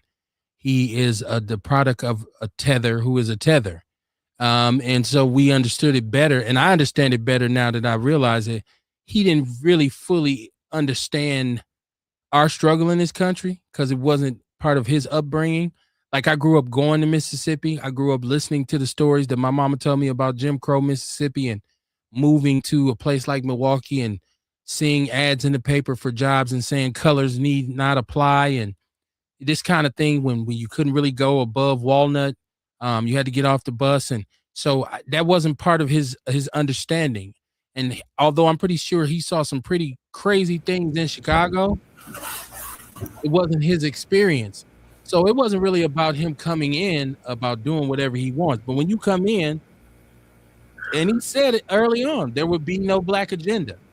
And we still voted for him when he would not accept. Minister Farrakhan said, I endorse him. I think he's good for us. And he wouldn't even acknowledge the minister. And Jeremiah Wright, who had been his pastor, was saying a lot of really pro-black kind of like militant perspectives. he disavowed himself from these people. But Trump came in and was friendly with Klansmen. Trump came in and was buddies playing golf with Epstein. Yeah, that's bad. Pro-white supremacist off top, and nobody said a he thing. also had one of the richest men in his corner that just somehow got all of our personal information disappeared. That's true. And normalized it. But that's what I'm saying. But nobody said a thing. But Obama was, as a man who had melanin in his skin, he had to. I can't associate myself with Farrakhan. I can't associate myself with Jeremiah Wright. And he should have. He should have. He should have. He should have. You come with a black agenda. Like what coward? You're a coward. You are scary. Like he had already fucking won. He had already fucking won. He should have did exactly what you said. And that's why I didn't vote for him the second time, because I'm like, this nigga ain't finna do shit. You know what I'm saying? Well, the second time, the first term, I sympathize with the man. I don't know why you sympathize with the man. No, absolutely not. Because I'm a biracial woman, and even as a biracial, predominantly black woman in leadership, I still couldn't come in with the full blown. I'm gonna make sure that I negotiate these contracts just for the black community. I couldn't do that. I had to come in disguise. I had to learn, and it was a very hard transition to go from completely he didn't do that though, Erica. Organizing rah Erica. To now I have to play my cards. Erica, did you hear what I said though? Did you hear what I said? It wouldn't be about you coming in and talking about I'm just gonna do something for black people. It's about you doing something for black people as well as doing something for everybody else. Yeah. Like, part of your job is to do what you do for the people. But certainly when you see something that can be done for black people, you make it a priority. I wouldn't expect you to come through the door with your Erykah Badu head wrap on in the African flag saying no, I'm here for the black people. No, but you can be intelligent and move in an intelligent way and be still pro-black. Like I don't want people to think being pro-black is all about being ignorant and loud and stupid. Like that's a misnomer. Like he didn't even try to do any of that. He didn't try. Every time we had an issue, he threw Michelle in front of us, and so we loved Michelle, and now they're saying Michelle was Michael. So there's just like, and I think you know what though, Kevin, his defense, I think he realized after he was out of office, like, damn, no matter what I did, I'm just a nigga to these motherfuckers anyway. I think he thought that he could go in the way that he did and he would get some type of acceptance. It didn't happen. This is Charita. She's explaining it was ditwits, Kamar. She said figure of speech meaning basically stupid. Ditwits. Okay. It wasn't me. It was ditwits. This is Ace. He says Obama is full of shit. He told us that he couldn't do anything specifically for Black Americans, but he did specifically for Hispanics, Native Americans, LGBTQ. Honestly, what that says? Honestly, he said that Obama is related to the Bushes. Yeah, he is. Well, I know George Bush loved him some Michelle. I'll tell you that much. I was thinking George Bush. No. They are cousins. They have the same lineage. His mother was related to the Bush family. That is documented and it's online. You can Google it. George Bush loved Michelle. I'd be thinking George is gonna get punched. If I was Obama, I would have checked the shit out of George in public. Like, man, back the hell up off my wife, man. And even George's wife be just kind of like, yo, you okay? Like, is you straight, cuz? I'm just like, yeah, he just want to grab the hips and, you know. Well, be careful. Yeah, that's what it is. No, that's associated with that creepy slave master loving the black woman. Word around town is that's Michael. So be careful, George. Don't wake up in a nightmare. Don't wake up and run up out the White House screaming and shit. Like, what's wrong with George? And she come out like, he'll be all right. Like, you know, George got poked. I don't believe that's a man, but people say she's a man. I don't believe that is in no way that she's a man. It's funny because anytime you have a black woman that's educated and accomplished, now she's a transgender. Kamala Harris, who's melanin, I know she's not black, but she sucked her dick to get to the top. Jasmine Crockett, she's ghetto. She got fake nails, fake hair, fake eyelashes. They took care of Jasmine. I get so frustrated. Like I can't even watch the news half the time because it's so fucking stupid. Anytime you have a black woman of power, I can even go back to my mom when she ran companies. Oh, where did they find this ghetto ass woman? And my mom spoke and still speaks proper English. It doesn't matter. Like anytime you have an intelligent black woman, oh, she either fucks somebody to get to the top because black women are overly sexualized because a lot of these motherfuckers want to fuck them, or oh, she's ghetto, or oh, there's a DEI when DEI really helped white women and Asian women, but it's all black women though. Black women didn't do anything, and black women got handouts. Dog, I hate all that shit to keep it 100. Well, it's the same way with us. I mean, I'm from the hood, but I got 5 college degrees, but people are still gonna look at me and say, "Yo, this dude is hood. This dude is straight ghetto." And you intelligent as fuck. It's actually kind of wild. But they're also correct though. I am from the hood, and we talked about this on the show Monday. Sometimes you got to control. You have to manage your inner nigga, like because and we get caught up with this shit about well they niggas and I'm black. Well, I'm both. And sometimes if you cross me the wrong way, you gonna get that nigga side. It's gonna come. I don't even want to chime in on that. I don't mind. No matter what. I mean, I do. No matter what, you a nigga. No matter what you think. No, I'm telling you right now. You can come at me a certain way. Aggressive black woman. You can call me a certain way. You can cross me a certain way, and you're gonna get the nigga side. You're gonna get 17th and Capitol. That's what you're gonna get. You're just a real dude. You just ain't finna be disrespected. These motherfuckers so dumb. When it comes to that kind of shit, it's dumb. Like, oh, boom, boom, boom. Like, yeah, you got that side. That's why black people, especially black people like us, like, dude, we an anomaly. Like, we really, really, really are like ahead of the curve. We've witnessed poverty. We've been around people that have been a certain way. A lot of our white counterparts have never seen somebody get killed. They don't know nobody that then got indicted. Like we've been through so many different things, bro. That's why when we get in position to succeed, we fucking do well. Look at yourself. Look at OG. But what I'm saying is some of them stereotypes, like the watermelon and the fried chicken and the rap music, and the pants sagging and the malt liquor. Some of that shit's true about me. It is what it is. Like you can say what you want. You get in my car. Yeah, most stereotypes are kind of true. They have some truth. But the stereotypes are harming young children. Where white people stereotypes is they've been a pedophile and marrying young girls, and they ripped rape victims since fucking the 1950s all the way up until 2014. That's the stereotype that we have for white people, but we don't got no problem with that. But we got a problem because I like my fried chicken and watermelon, even though it's feeding and nourishing my soul. Chicken is the most. That bullshit. Hold on, Kamar was trying to finish his statement. Kamar, what was you saying? Go ahead. Oh, never mind, man. I don't shit. Yeah, bro. Like chicken is the most fucking eaten meat in the fucking America. This shit is so dumb that they try to just tie like, ooh, fried chicken and watermelon. Black people. Do you know how many people eat watermelon? I live in a mostly white community where my sister chose for my mom to live, and I take care of my mom. My house that I bought is kind of in a different community. But long story short, dude, you know how many white people be buying? You know when they cut the watermelon up and they got it in the little containers or whatever? I know. Yeah, they buy it more. They buy it so much. I guess my point is I'm not running from none of that shit that they say that's supposed to be a negative for us. I'm not running from it. It is what it is. You know, I'm gonna try this again. Stereotypes. I mean, they basically true.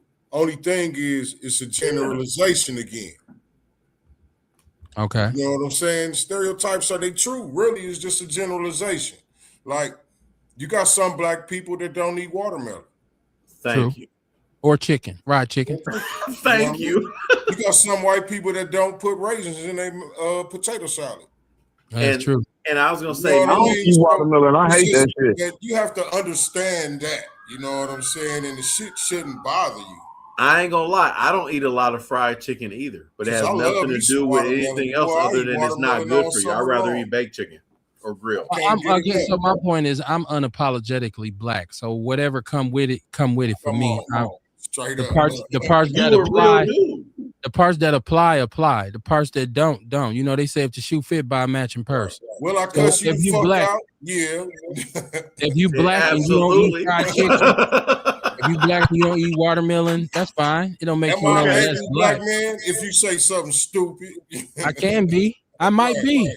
I You know might what I'm be. saying? Stupid motherfuckers, Shit. man. They I just might dumb, be. bro. Like Be all that hostile. racial shit is dumb. Black people done contributed so much to society. That shit, dude. And I ain't gonna lie. Like when I was younger, though, all bullshit aside, it did used to make me mad. But when I got older, I really was like, dude, we actually built this motherfucker. Like we really did. And people get so mad when you say that. Like you go from the GPS to VoIP, far as you know, when any office building you have the phone line, they don't got phone lines the same way. It's voice over internet protocol. That was created by a fucking black woman. Hulu is something called shockwave technology. The woman, her name is Lisa Giopelier, and she fucking created it. That's the reason Hulu works. Dude, man, we done did so much. So when people be trying to act like we ain't shit, I just be laughing and be like, whatever. Yeah, well, with knowing all that, then it shouldn't be out of the norm for a black person to come into a position of leadership and say, "I want to help other black people." Like, so it shouldn't have been. It should have been a priority for Obama to come in and say, "Yo, I want to, you know what I mean? I want to do And something." that's for his black people." indictment, though. That's his indictment. Watermelon farms in all the communities. Right, like he was gonna do that That's his shit, indictment, bro. and like make it the national fruit and shit. Watermelon will be the national. Dude, that nigga was nowhere near any of that. And that's the one thing about him, though, Kev, I couldn't understand. OG, you probably didn't understand it either. I didn't understand that about Obama, like what you said. What is wrong with a pro-black agenda when every other fucking race has a their race agenda? Like he was a weirdo for that shit, bro. That's why because he had handlers. It shows you that he had handlers. He had people who advised him. Oh, absolutely, Kev. People absolutely. who said, you know, and if it was a case of, well, we're not going to fund you if you do this. If he goes to any microphone and says, "Hey, I'm starting to GoFundMe because I'm losing, because I'm losing funders," I'm pretty sure black people would have put their twos and fews. Hell, Young Jeezy had a blue Lambo waiting. I'm pretty sure he had the money. Hey, that was one of my favorite fucking artists, man. That's one of my favorite artists. It's funny because I remember that song when the first time I heard that song. I thought it was stupid, but it was still it was dumb. I can't listen to it more than the one time I listened to it, but I like Jeezy other shit though. Rita Shaw said I'm definitely both. She said I'm definitely both, but code switching is real for certain circumstances without being a sellout. I find that, you know, I had this conversation with one of my friends, and I said I don't believe in code switching. Because I feel like I'm able to speak pretty articulately without, you know, trying to do too much. I don't have to change the very way that I speak when I go around white people because I'm able to speak clearly and I'm able to articulate. So I don't, and it's probably affected me in some positions I've had because I'm not overly, "Hey, Bill, how's your cat?" and trying to get all entrenched into their, I'm pretty much moving about my day. And like I say, I'm unapologetically black. It can stagnate your growth in employment. No, it can. It will. Job. When it comes to the job, we know that it can, because they'll box you in and say, "Well, he's really hostile," or, "Well, Kevin, we didn't know." You know, sometimes, you know, you just. I had a football coach tell me one time, a white guy, and I was the only black defensive lineman. Yeah. And that's just, I was in college, and he told me that I was moody, and he told me that sometimes he said sometimes, you know, when you come to practice and I can joke around and kid around with all the other guys, you're kind of just standing off to yourself. I've heard that too. This mad look on your face. And I said, because sometimes I'm tired, motherfucker. I've been in class. I've been in lifted weights. I want some sleep. I'm tired. Because you actually doing the shit, and the other ones really weren't. And I don't want to talk about, at the time, they was supreme wrestling fanatics. They were all into wrestling. I wasn't into wrestling. So I didn't want to talk about what happened on WCW Nitro the night before. So, but he made up every excuse because of me being black without actually saying that it was because I was black, the issue we had. But the only thing he could tell me is, at the end of the day, one thing I have to say to you is, you got better every week. Every week you got better. Every practice you got better. You play every game, you were better. And I said, that's because I was in the mood. I was in that mood. You said I'm moody. It's because I was moody. And that's how you get better, by being moody.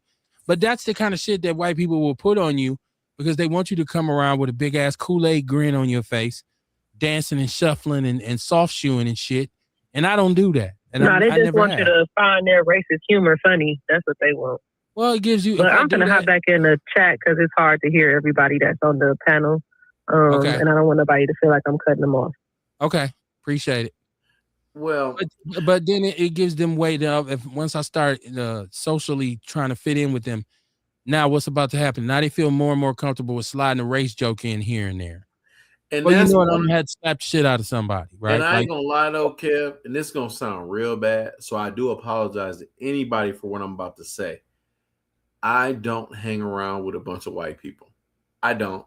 You know what I'm saying? I just don't, because I just don't trust, because I don't trust a lot of it. And it has nothing to do with anything else. I have no problem with white people. But when I'm here, it's a couple people I hang out with and they brown skin. And that's it. And far as what you were saying specifically about motherfuckers like feel a certain way when you talk a certain way, like my salary, quote unquote, my salary job outside of my business, when I talk to the CEO, how we talking right now, this is exactly how I talk to him. And he does respect me a lot. But the thing is, though, he's not going to let me run his company, though. I mean, you feel what I'm saying? Like, I'm going to be me, but you can only get to a certain level when you. And I know that. And whatever, because they've made some moves to where I'm kind of like, oh, okay, they could have made some moves with me in that position, but they didn't. And it's like, because I am who I am, like how I talk here is exactly how I talk to my staff. It's no, hey, Bernard, how the hell are you doing? Thanks for asking. It's, yeah, how are you doing? What are we going to do today? Okay, these are the numbers. Let's look at the profit and loss. I talk the same way. So everything you're saying, dog, that's real. No, I'm not scared of this. So, Kevin don't play the race card. If it's racial, it's racial. We're going to call it spade. Yeah, it is what it is. Speak out against it. So, thank you. Just like if I go into any situation, I'm going to stand up for my people. If I can't do that, then why would I? That's why if I'm Obama, I say ain't no need for me to be the president if I can't be a black man once I'm president. And that nigga did exactly what you said. He was like, okay, I can only do so much, whatever. And that's exactly he wasn't what he useless. did. He just didn't. I just think there was a window of opportunity that was missed where a lot of he wasn't useless. No. He did some good shit. Like I'm saying, he was like some kind of he's a sellout or he's a coon or No, he ain't no coon. He was never no fucking coon. No, they can get out of here. I just believe he was a tether, and I believe there wasn't a lot done for us when there was other areas where people got some handouts. Hold on, when you say a lot done for us, what do you mean? Because I could argue that it wasn't nothing done. There should have been some specific black legislation. Yeah, we got the health. Yeah, you got the universal health care. That benefited everybody. Yeah, that benefited. It was Obama phones. I don't know how much value that brought to the community because you had an Obama phone. That's a good point. They still doing those now, by the way. But like I said, in terms of law enforcement reform, looking at the conviction rate and the justice system needs reforming, closing down private prisons, just doing things that will directly affect the quality of life in the black community. And it didn't. It didn't happen. So that was disappointing. You ain't wrong. Nope. A says, be careful, Ian. There are a lot of white people that's close to some heinous shit. They cheat at everything. Truthfully, have they created anything other than the paper bill for an invention that they stole? Everything they got, they've acquired, not created. Oh my God, don't even start that talk, because like it's so many different things that black people created that white people try to, like, not white people, let me stop the generalization, that the white people during that time try to take credit for. That shit is actually kind of wild. Like if you really look at it, you'd be like, damn, what the fuck? So yeah, man, he ain't wrong about that. Not at all. She said, this Sharita, she said they try to stereotype our culture. Yep. She says that she was told she's too passionate, meaning she's an aggressive black woman. Exactly, because she is to them. Yep. Because black people get to talking with their hands and shit. And so that scares the shit out of white people. I ain't gonna lie, dog. Like I when I was younger, though, Kev, OG, I used to hate that shit. I'd be like, dude, like you be passionate about some shit and you say something, you articulate it intelligently, and then motherfuckers can find something negative in what you said when what you said was right. And we did this in high school once. I had made a point about, because I was at Riverside, so I was in the Black Student Union. We had like a small one there or whatever. So we talking about certain things we want to do, and we was trying to do more for Black History Month and all this other shit. I said the things that I said. I can't remember everything, but they kind of shot it down. We had one white dude that was there, and we were talking about having like a week of Black History. They listened to the white dude. I said the exact same shit that motherfucker said, but they listened to him and didn't listen to me because I was aggressive. I guess for me, just growing up with, I told you my mom was from Mississippi. Yeah, she grew up in Jim Crow, Mississippi. Yeah, my mother was very militant. She came to the North to escape the South, and only to realize that the institutionalized racism in the North was just as bad or worse. Became very, very militant, and she raised us that way. And the one thing she always told me, is, it ain't gonna never be good enough for the white man. Never. So don't worry about it. Do what you do. Yeah. But be intelligent about how you do it and carry yourself a certain way. Yeah. Just understand white people are always going to have a problem with you if you're not an ass kisser, if you're not overly happy around them, if you're not a soft shoe. Tap dance. If you don't tap dance, they're always going to have a problem with you. So I grew up from a very early age knowing that. And I knew, like you said, Ian, when I would go into any situation and I started to speak and it sounded aggressive and they didn't understand it, I knew it. I knew, okay, this is what she was talking about. So it wasn't a big deal to me. Sarita said Obama was an anchor baby. She said he was, what's an anchor baby? I've heard that before. I can't remember what it means. Saying he was born in another country, I think. She says, I don't talk with my hands, though. I mastered the interaction with people. It's the articulation that's intimidating to them. Okay. That could be coming from a Black woman. It could be. I could see that. It's like, nigga, you always got something to say. Right. Yep. And I think a lot of times, and I tell you, man, when I was in college, man, playing ball, it kept me from getting some accolades. It kept me from getting positioning. Because I wasn't a real smiley. Like you didn't see me sitting around the office trying to be cool with them all the time. I didn't joke around with them because I didn't want to give them way. Like I said, I'm never gonna be that Black dude that's cool with white dudes making race jokes with me. Like even though I love racial humor, I'm not gonna be the butt of your joke. So I was not very white. I wasn't very user friendly, and I was at white university. So it did hold me back a little bit because I should have got way more accolades. Hey, you can make a racial joke though. You can make a racial joke if you make fun of your race. I seen white dudes get accolades over me that I felt like, and other brothers that said, there's no way he should have got recognized over me or someone else. Yeah. But I know it was because of my personality. I know it's because of the way I was. I know it's because I was unapologetically urban, as they say. I was straight Black, and I wasn't. And this is like the 90s when I'm young and, they say full of piss and vinegar. That's so sad. I wasn't going to compromise it in no way. And I was actually very proud of it. So you should have been. And I'm sure a lot of them. Yeah. I even had coaches pull me into the office and say to me, there's word on the team that you don't like white people, right? Like it's so, what like the hell am I doing up here? Yeah. What am I doing out here in Whiteville, America? I don't got no problem with white people as long as they don't got no problem with me. So it's the game you got to play as a Black man. She said, an anchor baby. This is Sharita Shaw. Let me read her definition. She said, oh, shoot, come on. So y'all, let me move up my chat a little bit. Hold on. Yeah, shit dumb, bro. She said, anchor baby is when immigrant parents come to the United States and they had a baby here. Oh, so that they can be citizens. Okay. Yeah, automatically. Yeah. So. Okay. Erica said, I did a test. I had my white male colleague write an email from my email to another white man, and the recipient of the email called my white colleague saying I was being offensive and aggressive. Exactly. It makes sense. She said, on a boat. This is Sarita. Yeah, I mean, it's something. That's why I say we all have to manage ourselves. Yeah. You know what I'm saying? I'm not one of those people who's ashamed of my people. I'm not ashamed of where we come from. I'm not ashamed of some of our habits. I'm ashamed of some of our underachievements. I'm ashamed of the fact that we can't really lock in on solidarity.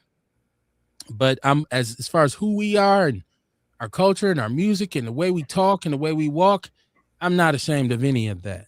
And it is what it is. The way we wear our hair. Because like Ian touched on, there's no bigger cultural influence on this planet than black. No. We are the biggest cultural influencers on this planet. Normally, whatever we do, everybody else gonna do.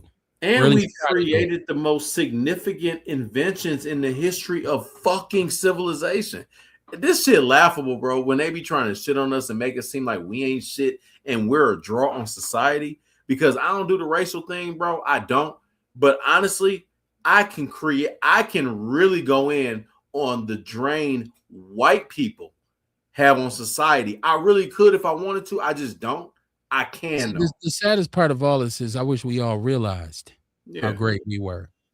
I think in a lot of cases we don't realize how great we are. No, and it causes us not to love ourselves, and it causes us to not love our communities and not appreciate our common shared spaces. And so I wish that we could get to that point. But I'm not ashamed of us, and I'm not so one of much fucking talent in the hood, bro. If I could do it over, I would. And they say, well, you could choose your race. I'd still be a black man. I wouldn't say, let me be white just to try it out. I'd be black every time, right? Unapologetically black. Yes. The Michael Jackson movie is about to come out. That shit look dope. They are already talking about how great it's gonna be. Yeah. Or how great it looks. And Michael Jackson, to me, there's an asterisk with Mike, right? Like absolutely it is, bro. There's a weirdo factor with me and Mike that I can't. I'll be right back. I've also and growing up, like I grew up in the 80s, man. So Michael Jackson was the biggest, greatest thing for all of us. Like I know straight thugs who would have bust your head that wore a Michael Jackson jacket or could dance like Michael Jackson or had a glove or, you know what I'm saying? And so Michael Jackson, in terms of leveling up as an entertainer, is one of the most accomplished that we've ever seen. But I just feel like the whole Jackson family is a victim of their own success. You look at them, you look at their appearance, you look at the way they move. It's like, okay, it's like the blackness is gone, right? Like Michael Jackson left us with Thriller and looked like a brother on the cover. When we seen him again in 1988, 87, he looked like a white woman on the cover of Bad. And it just got worse from there. Now, there's a lot of reasons people make up for that, but also the thing of a grown man who admittedly sleeps in the bed with young men, young kids, man, and gives them wine. And, you know, it's just, for me, it was just questionable behavior. It doesn't take away from his artistic input, but I don't see myself going to the movies to see the Michael Jackson movie. I don't. I can wait till it comes on HBO. I think it'll be an interesting watch, but I don't think they'll present me with anything I didn't know. But it'll be a good watch just to watch him come up. But I'm just, like I said, he has an asterisk with me just because of the weirdo factor. You know, when you got two kids running around here talking about they're your kids and they both look just like white people, right? Like, come on, man. Like, what are we doing here? Just the whole thing, man. Just losing touch with reality because of how much money and fame you got. That, for me, that kind of cuts that connection off for me in terms of how I look at Michael Jackson. But I do acknowledge him as being a great entertainer, probably the greatest of all time.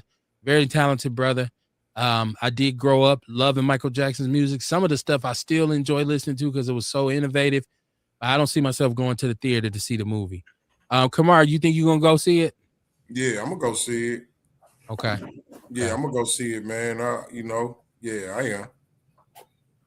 Now, I ain't going on the first day. Okay.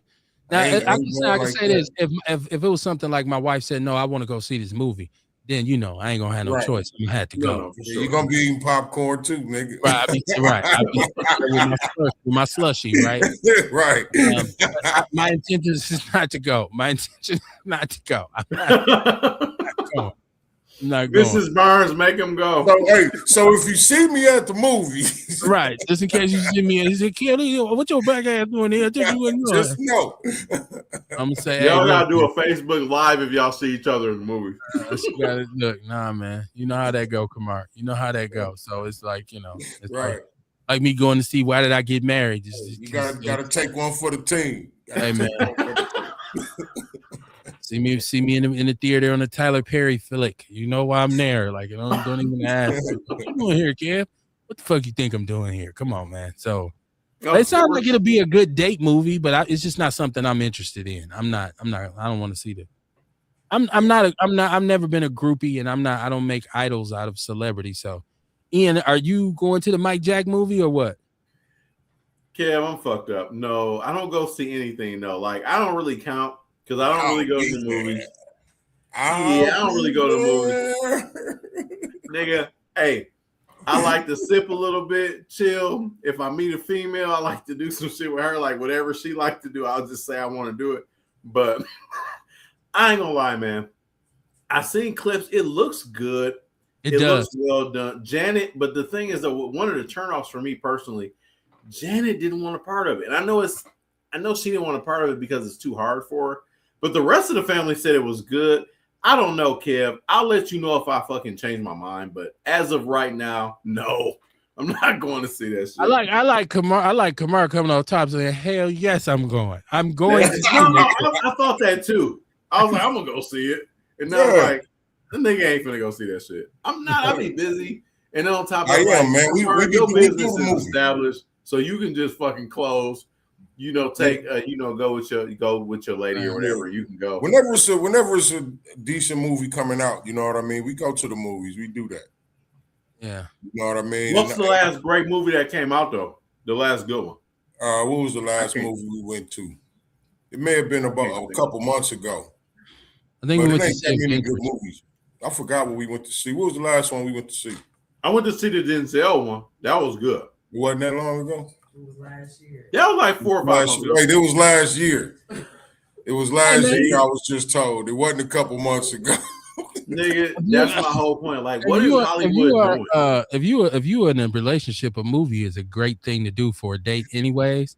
Because I know we've gone, like you said, Kamara, that's something that my wife and I have done over the years. Like we'll go to a movie. When we went to see the Marvel movies, it was something black that was coming out. Yeah, we going to see that shit. I'm not lying. I'm not rip roaring to go see the Mike movie. I'm not, just like I didn't want to go see the Denzel movie. What was it? What was the last? The one where he was a record producer executive. It was actually good. I liked it. I think one that came on. No, it came on Prime. It came on Amazon. I watched it on Prime. That was good. Did y'all like that? I never higher or lower. Mine on the bottom. It was okay. It was okay. It was okay. Yeah, it wasn't bad. I actually thought it was okay. Yeah, I thought it was good. I thought that movie was more about the city of New York than it was about anything else. It was more about how New York, because it was so many. It was Spike Lee, so it was about the personality of the city. It didn't seem like the story wasn't real deep. And then I waited on this build up. Cosmetic. Yeah, it was very cosmetic. I waited for a build up. That movie built me up because of Jeffrey Wright, and I was thinking, okay, they made me think he was some kind of real gangster ass dude. And the first shootout, he got glass in his eye and was hurt. And I was like, come on, man, like that was. That was the first action in the movie. He was down for the count. Like damn. Oh yeah, I didn't. Yeah, it was okay. We ain't really seen nothing in a few years. I don't know, man. I mean, I've been been looking for something out on like Amazon Prime and stuff, like because we watched War Machine and some other stuff like that came out that was like premiere movies that I thought was pretty good over going to a theater to pay $20 for a bucket of popcorn. I was gonna say, I don't know if I should say this, but I think I can. My cousin, right?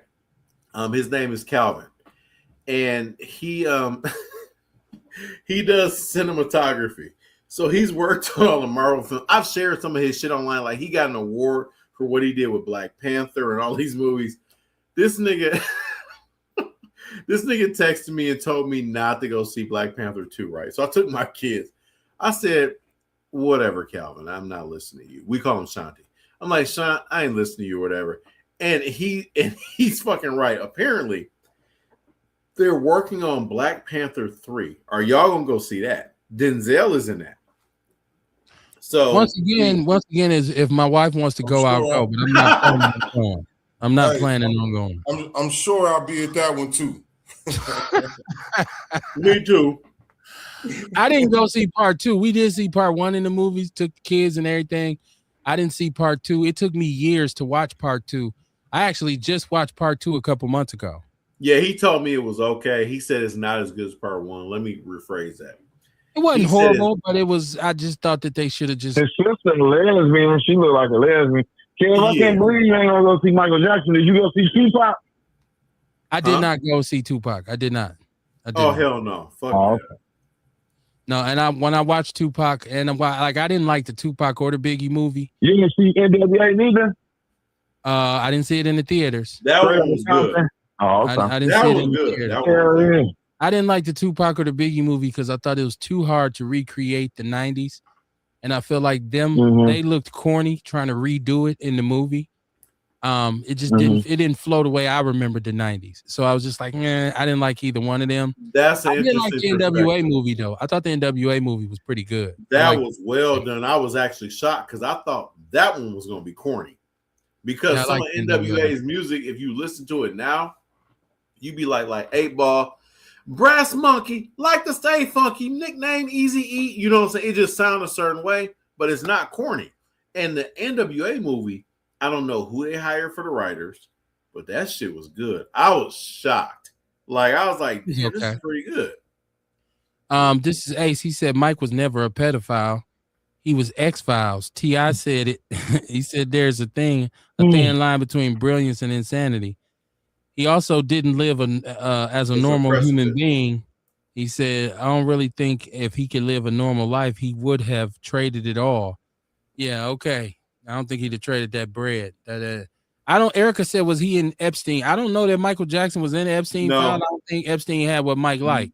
No, I looked into it. I don't think he was. I didn't see him. I don't know, man. I can't get over when you talking about you slept in the bed with a bunch of little boys and y'all were drinking wine together. I'm sorry, Mike. I can't excuse that, man. Beat It and Thriller aside. You can't sing enough songs to make me say that shit's cool. Sharita said she's going to see the Mike Jack movie too. Okay. That movie is gonna make a lot of money. When is it coming out? It's coming up pretty soon. Within the next few weeks, I believe, sometime in April. I ain't got shit to do. Neither of the kids want anything to do with the film either. Okay. So the white people have chosen to not partake. Give yourself one. Movies are boring unless she said movies are boring unless it's iconic to me. I still like watching The American Dream, Jackson 5. Yeah, I couldn't take Flex in that movie. Flex just made me go insane. I couldn't watch it with Flex. I ain't never seen the 5 Heartbeats movie. 5 Heartbeats is a good film. Are you fucking kidding me? That's Robert Townsend, one of his greatest projects. It's great. You should watch it. Kerry Walker said, I buy them at home so I can watch them again. And Sharita said, I definitely didn't do Wakanda Forever. Kerry Walker Jones said, I will stream it. I will too. I'm gonna wait to stream that. I'm gonna stream it. I'm gonna watch it at the crib, like I said. Dude, that's some fucking TV, fucking MTV movie type shit. How is that going to the theaters? I'm confused, just a little bit. You know what I'm saying? The Mike Jack movie? What do you mean? How's it going to the theaters? Shit. What do you mean?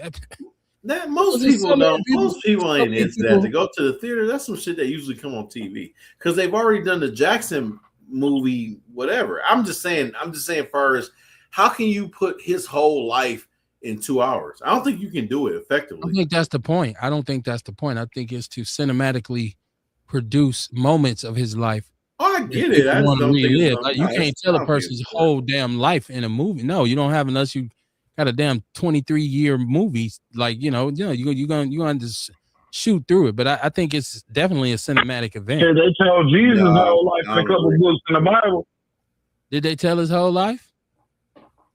Yeah, that's what it's saying. Like, he was born in the manger and shit. He got crucified. Now, since you brought up the Bible, was that something you heard or something you read? Because did you read his whole life in the Bible, or that's what you heard? That's what I heard, but shit, you damn nigga say it, shit. It's crazy to me when people reference the Bible and they ain't read it, but they'll say something they heard about it. It's so and so in the Bible, and you were like, "Did you read it there?" Okay, how many books? Okay, so just enlighten me then. Where I'm uneducated, that's where you should enlighten me.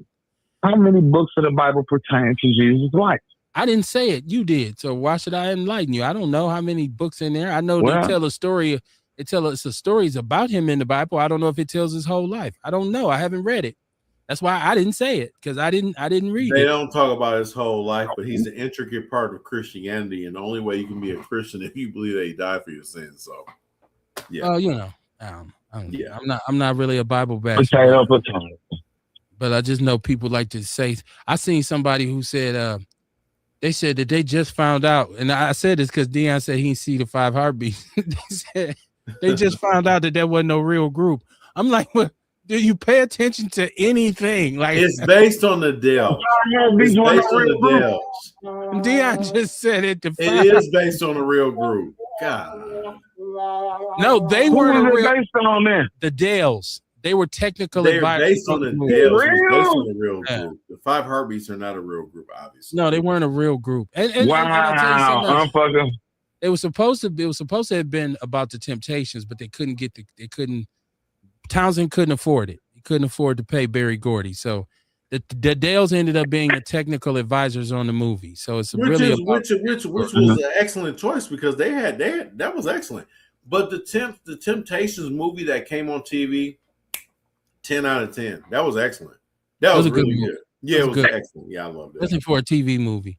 Yeah, exactly. My question, Dion, Michael Jackson said, my question, not Dion, but did Michael Jackson suffer from that mental syndrome when he was trapped in as a child mind because of trauma from the abuse he received at the early exposure to fame? You know, people say that we didn't have childhood, and Joe used to whoop his ass. Yeah, I guarantee you, Joe didn't whoop more ass than Ida. I guarantee you, he didn't, because we get our ass beat. We were my mama, but we wasn't famous. We wasn't no singing group. My mama beat the shit out of you. It didn't matter. And most of us black kids who grew up with them old school parents, got their ass whooped. And so now, if him being a celebrity since he was young, he said he didn't get a childhood and all that, I don't know. That's for somebody else to decide. I don't know that, because I can't call that, because I'm not really that averse on psychological, issues. But I just think, I feel like if you're young and rich, and you're famous, you're going to choose to either live it up and enjoy it, or you're going to choose to figure out why it's bad.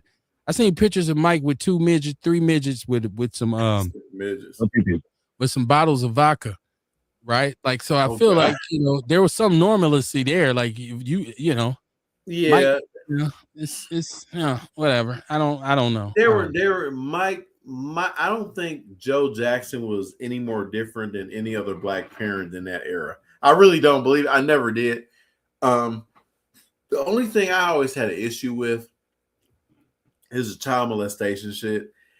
At first I was like, okay, he's guilty of all this shit. But then as it came out, they had the one case where the father was recorded basically saying we're trying to set him up. I don't know if y'all heard that. Like, that was the one dude. Remember when they did the special with Amir Bashir, and he did the interview on ABC with Michael, and Michael was in a tree. You know what I'm saying? He climbed a tree, and it was stuff that Michael wanted to take out, but they did not take it out. And he mentioned that. He said, well, they sleep on the floor, and I sleep in the bed, and the parents are invited. Like, it was that kind of thing. But it was just like, okay, with Martin Bashir. Some boy asshole. Yeah, it was weird, man. I don't know how to take Michael. They just had a special. Yeah, Oprah produced some type of special about Michael Jackson. She did one too. Yes. Oprah, and they had the 2 white dudes. They had the 2 white dudes on there. Yeah, Mike looked in that boy asshole. Oh Lord, Mike likes to look in the anus. Man, come on, man. Oh no, Mike! Not going to see the movie. Not going to see the movie now for sure. Yeah, If this is. If you like to look at somebody's asshole, that's Ace says I was wondering if Mike fucked Brooke Shields. LOL. Yes, he did. That came out later. Yes, he did. I doubt it. I'm sure Brooke got home early that night. He popped her. Yeah, he did. Kerry Walker Jones said Mike ain't fucked nobody grown. He said, here we go. I thought the 5 heartbeats was real too. I guess I learned that today, laughing my ass off. Listen. Dang. When the movie came out, the whole hype, the whole press, the whole trailer, everything said it was about the Dells. Like, the Dells, yeah. I can't believe there was that many people who really thought that was a real I can't group. believe it was never a group called the Five Heartbeats. You had never heard of no group called the Five Heartbeats. So like, well, I don't know why people would think that was a real group. That's funny though. That's funny. The Five Heartbeats are a big real Motown dude. From whenever the movie came out to the soundtrack came out. It was based on the Dells. Jesus. Yeah, it was always that it was not a real group. That's actually kind of funny. That's crazy. It shows you how good the movie was. It was excellent. Rita Shaw said Pooh Shiesty reenacted Red's office hours from 9 to 5 in the Five Heartbeats movie. Was that Gucci that he did it with? I don't know. That's supposed to be Barry Gordy, by the way. Ace Cooley said, "Fuck Oprah." What is it about people who listen to Outlaw Radio that love saying "fuck somebody" or something? Like the show specifically say, "Fuck that person." Like it's like okay. Carrie Walker Jones said, she said Gary, Indiana is the child molesting incest capital. Oh wow, okay. Jesus I know it's Christ, plugged out. I didn't know that. What was you about to say, Dion? I'm surprised we ain't heard nothing from the Trump supporter used to call here and talk about how Trump was the best thing since like he's not going to bread and shit, Yeah, shout out to Orlando, man. Shout out to Orlando. I haven't heard from eat his soul up. I haven't heard from Orlando in a minute. Yeah. I know at one point he decided that shouldn't everybody be happy? He said that he was going to stop calling the show because he felt like it was taken away from the actual show. Because then once Orlando were called, then it just became about everybody insulting him. Yep. So shout out to him. Yep. I'm sure I would like to have a conversation with him and some other partners who I had who. I used to think the shit was hilarious. What you do? Yeah, it was hilarious. Hopefully he don't need no Medicaid or nothing like that. Why do people get so upset when somebody don't think the same way? So what? Well, honestly though, I think it's because people like me that have known him for so long know he's a fucking fraud. He can say what he wanted for 10 I'm saying you got your own reasons for not liking him or whatever. Oh yeah, for sure. But listen, but the thing is this is a talk show. We talk on here. Yeah, for sure. Why we gonna block somebody from talking? Very true. I do understand people's disdain for Trump supporters. And that's why we opened up the show by saying when Ian was talking about Trump's regime is crumbling. And we talked about Tucker Carlson apologizing, coming out saying he misled the American people because he was someone who helped Trump get elected. But I do understand why people will get upset with Black Trump supporters. But I don't feel like I agree with you, Kamar, in that person has the right to speak. He should be able to speak. Definitely. Now, I think too, what made this kind of situation fiery is that shout out to Orlando. He would give as well as he took, because it wasn't just people insulting him, because he was firing back on all cylinders. Oh, his ass had a whole fucking clip ready for your ass.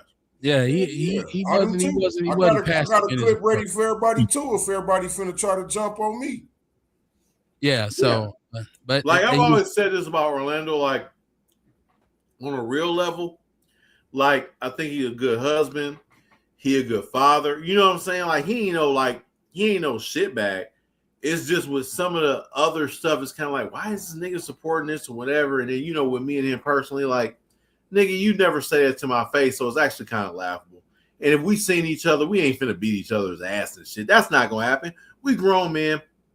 Ain't nobody trying to go to jail, because if it was a real fight, we would go however it would go. Y'all know what? You know what? Orlando came to my store one day, right? He come to the store. And he support your business. That's cool. Well, I mean, that too. I wasn't even finna go there. I respect that, actually. I was just gonna talk about the conversation. You know what I mean? Like when he came. His talk is politics. You know what I mean? And he started to talk with me.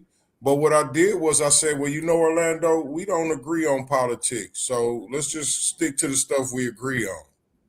Sports. Mm-hmm. You know what I mean? And I'm going to tell you, we had a pleasant conversation. He a good dude outside of the cool. It was peaceful. You know what I mean? We laughed. It was all kind of, a regular conversation. My daughter used to like Orlando until he said the shit about them. Oh, my fault. I'm just saying, you know what I mean? When we come across people like that, we need to start thinking about what do we agree on, not what do we disagree on, especially if we black people. Because if we black people, we got some same. I don't want to be your friend. You know what I'm saying? I'm just saying. I will say the only thing that bothers me is tap dancing. If you're asking a direct question, you're gonna try to spin me, you're gonna try to spit some game at me, you're gonna try to get me away from the point, like you feel like you can converse with me and talk above my head, and you're so much more intelligent than me that you don't have to answer the question that I asked you. You so smart that you can speak around it, and I'll never know the difference. I do have an issue with that. I have had an issue with that.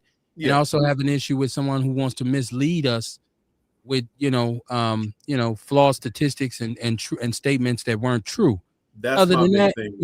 you got the right to your opinion. You got the right to say what you want.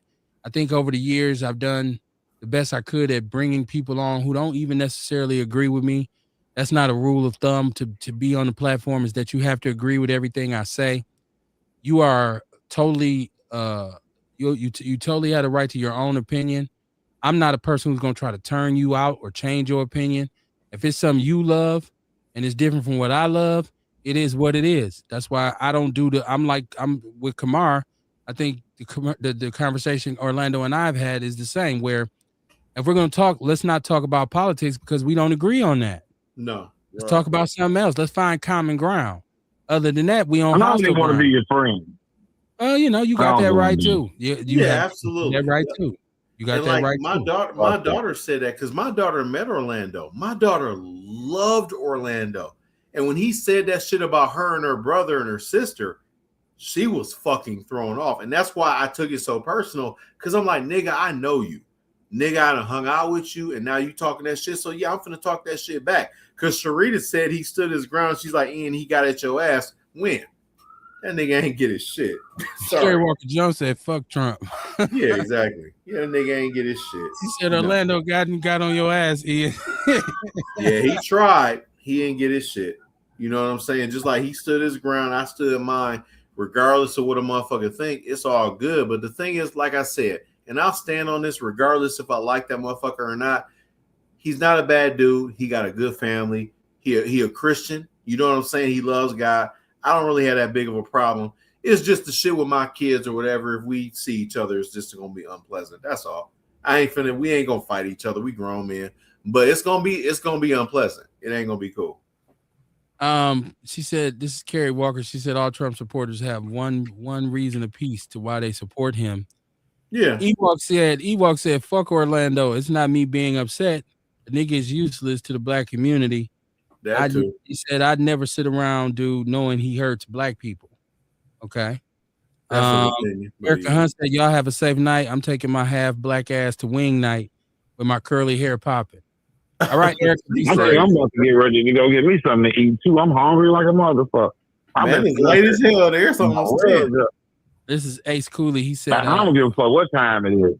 He said, I've actually sent Orlando a friend request.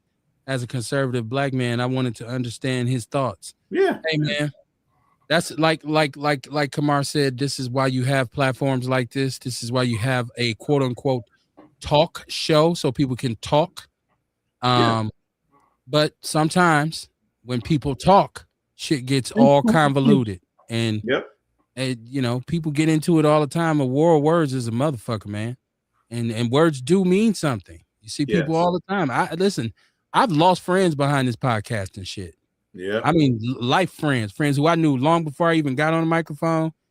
And I haven't talked to in over 10 years. I've had friends, I've had people get mad at me.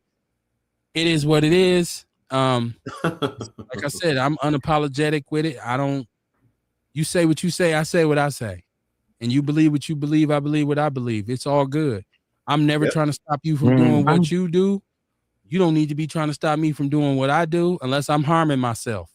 And so other than that, I believe everybody has the right to their opinion and the way they feel and live your life, man. I think that's just what it's all about. But the reason why I wanted to do a platform like this is because I believe we need more safe spaces where we can agree to disagree. Like, why can't we come together and have a debate and have an honest discussion about something and leave without being insulted or threatened? Yep. I think black people need to make more of a practice at that, to say, hey, let's sit down and talk. It's like when you go to one of the meetings or the gatherings that we have here that's supposed to be for the community. A lot of times it ends up as just a speech contest. And nothing's ever really done because there's so many people who disagree with people who disagree. Pretty soon we done all forgot what the argument was about in the first fucking place. We just all leave mad. And so I think we need more spaces where we can actually, as men, say, hey man, what's good? Let's talk about it. And be able to say, okay, I don't agree with that. Boom. Okay, that's fine. You don't have to agree with it. But we ain't got to go to motherfucking and ass whooping and on this and on that. And, you know, we ain't got to put that on something every time. It ain't Bro, be it was about that. back in the days, it was motherfuckers back, I think, maybe the 1800s, where one of the Republicans beat a dude damn near half to death with a cane in the chamber. I know right what you're there. talking about. Yeah, I know what you're talking about. Yeah. So this shit, you know, if you look at West Virginia and Virginia, which was one state, one was a Confederate state, one was a Union state. West Virginia was the Union, Virginia was the Confederate. So this shit has broke people up, and it's gonna continue. So if you on the opposite side and you especially for a piece of shit like Trump, ain't no wrong with being a Republican. But when you go to bat for somebody that wouldn't let you wipe their ass if they had runny diarrhea, fuck you, plain and simple. You know what I'm saying? And Dion, that's just it. Dion, listen. It was Charles Sumner who got beat, and got beat with a cane. Yeah, like listen, I have conservative views. I don't believe in the homosexuality and none of that, but it's not bothering me, so I don't give a fuck. But I'm not a Republican. I look more at policy and what benefits me. You feel what I'm saying? I'm not a Reaganite. And when you look back, I don't give a fuck. I don't even see how people go. So they need to have a separate faction of the Republicans like they do. They got the regular Republicans, then they got MAGA. But when you look back, going all the way back to Nixon and beyond that, I don't even understand how people get, it's just the conservatism about the Republicans, because fiscally they're not good. They have benefited no minority group in the United States, and they have been detrimental to damn near just, if you look back, I think, Ian, did you have something on there where you put all the Republicans presidents together? It was Nixon, I think. You had Reagan, you had the first, second Bush, ranked up like trillions and trillions of dollars. And when the Democrat came to office, we had a surplus, not a deficit. So the thing is, though, Dion, I just want to chime in really quick about that. And I'm a numbers guy, and I know it sounds fucked up to people, but the reality is whenever a Republican is in office, historically, they've increased the national debt. Those are just statistics. It has nothing to do with their party. It literally is all because the ones that happen to get elected historically, they just have been bad at running the government. Like, they spend more. They don't think about things fiscally, because if you know anything about far as capital, the thing you want to invest in is your people. So when you have, far as to add to your point, when you have people that are on the left side of the aisle, they believe in free education and free healthcare and all those things. When you have a stronger society and a healthier society, then your society is better. Your population is better. For some reason, like this era of Republicans, I've never seen in my whole life, and I'm almost 50 years old, and I'll be 50 in November, I've never seen a group and class of individuals that are so incredibly fucking unintelligent. I've never seen anything quite like this. And the support for a guy that outright supports pedophilia and sex trafficking, yeah, I don't fuck with Trump supporters, long story short. I've had two friends that were literally Trump supporters and kept justifying everything he did. I haven't talked to him in almost 2 years. So yes, Dion, you're absolutely right, bro. It's actually kind of wild if you look at it. It's a character thing. This is beyond politics, is my point. So Kerry Walker Jones said, I can't get with anyone who plays in our face constantly. That's what Trump does. Anybody that does agree with being toyed with is not my cup of tea. No. Yeah, I agree. I agree. She said meeting after meeting type shit. That's a good analogy. Ace Cooley said, once again, as a black man, I believe that we have very poor conflict resolution skills. Yeah. One of the biggest problems that we constantly compete against each other.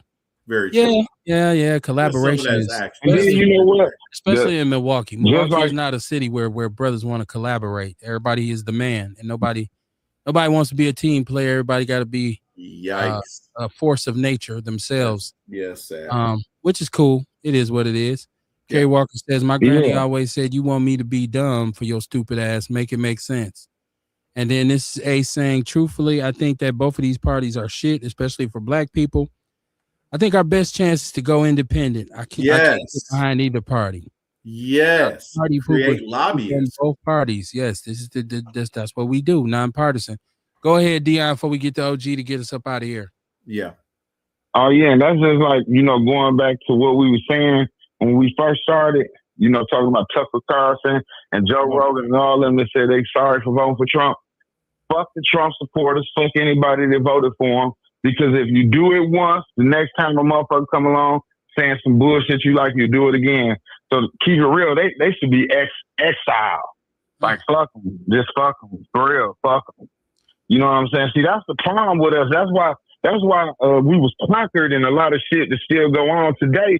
Because like you said, we'll look at each other as the enemy, but we'll let one of these old stinking ass white people, these Mexicans, come along, and we looking at them like bro and this, that, and the other, and woo to woo to woo, and then there they go, they fuck us over, they took all, they infiltrated our community, they culture vultures, all type of shit. You know what I'm saying? So hell no. If you showed me, like when a snake bites you once, you think he ain't gonna bite you again? Get the fuck out of here. Fuck them, plain and simple. Dion, as a Democrat, and you want a Democrat to be the next president, I'm not a Democrat, but you are, but I'm voting for the Democrat. Let's let these motherfuckers apologize and fucking either drop out or vote for the other side so we don't have any more MAGA shit. I ain't gonna try to ostracize them. I'm with Kev on this one. We need to just be like, okay, you voted for Trump. Could you vote the other way so we can have a different side of it? Because regardless of whatever we think, the Democrats, as of right now, even with their extreme shit that you might not like as a Republican, I know you're a Democrat, I'm just speaking generally, and all the shit that independents might not like, in the words of Kevin and OG, they're better than fucking MAGA and Trump. So yeah, we need them. We need Tucker Carlsons to keep pushing out the shit they said. We're sorry. This guy's a piece of shit. Alex Jones, this guy's a piece of shit. We're sorry. We should have never did it, because I think it's going to sway the election, because just the three people that I named, including Joe Rogan, I'll add him, that's billions of views online. And if the more they talk about how unhinged this stupid motherfucker actually is, the better chances we have at getting a Wes Moore or Gavin Newsom, somebody else, at least to go in a different direction. And I know they won't be perfect, but I'm voting for the Democrat. I think we all can agree on that. The opposite of MAGA, we're voting for that. So look, it's a Wednesday evening, so y'all ain't gonna see us until Monday. I want to tell people, and I got it right this time, because I came on a Monday one night. I was ready to give it up for the whole week. I didn't know what day it was. I wasn't paying attention. Yeah, I corrected him at the end. He was like, "Oh, my fault." Tonight is Wednesday, so we're gonna go into this weekend. The weather's getting better. Got to be safe, man. Got to keep your head on the swivel. I appreciate everybody who tunes into the show. Yeah. Please share the show. Let people know how we get down on Outlaw Radio. Try to encourage people to listen. And I ask that you just continue to support us, man. But in the meantime, in between y'all, thank you. Yes, sir. Kamar, what you got for us? Real OGs know. A lot of people gonna talk about you because they can't talk to you. They know you don't fuck with them like that. Stop me when I'm lying. I love it. Peace and love, man. Y'all have a great weekend. I will see y'all on Monday. Yes, sir. Monday. All right, y'all.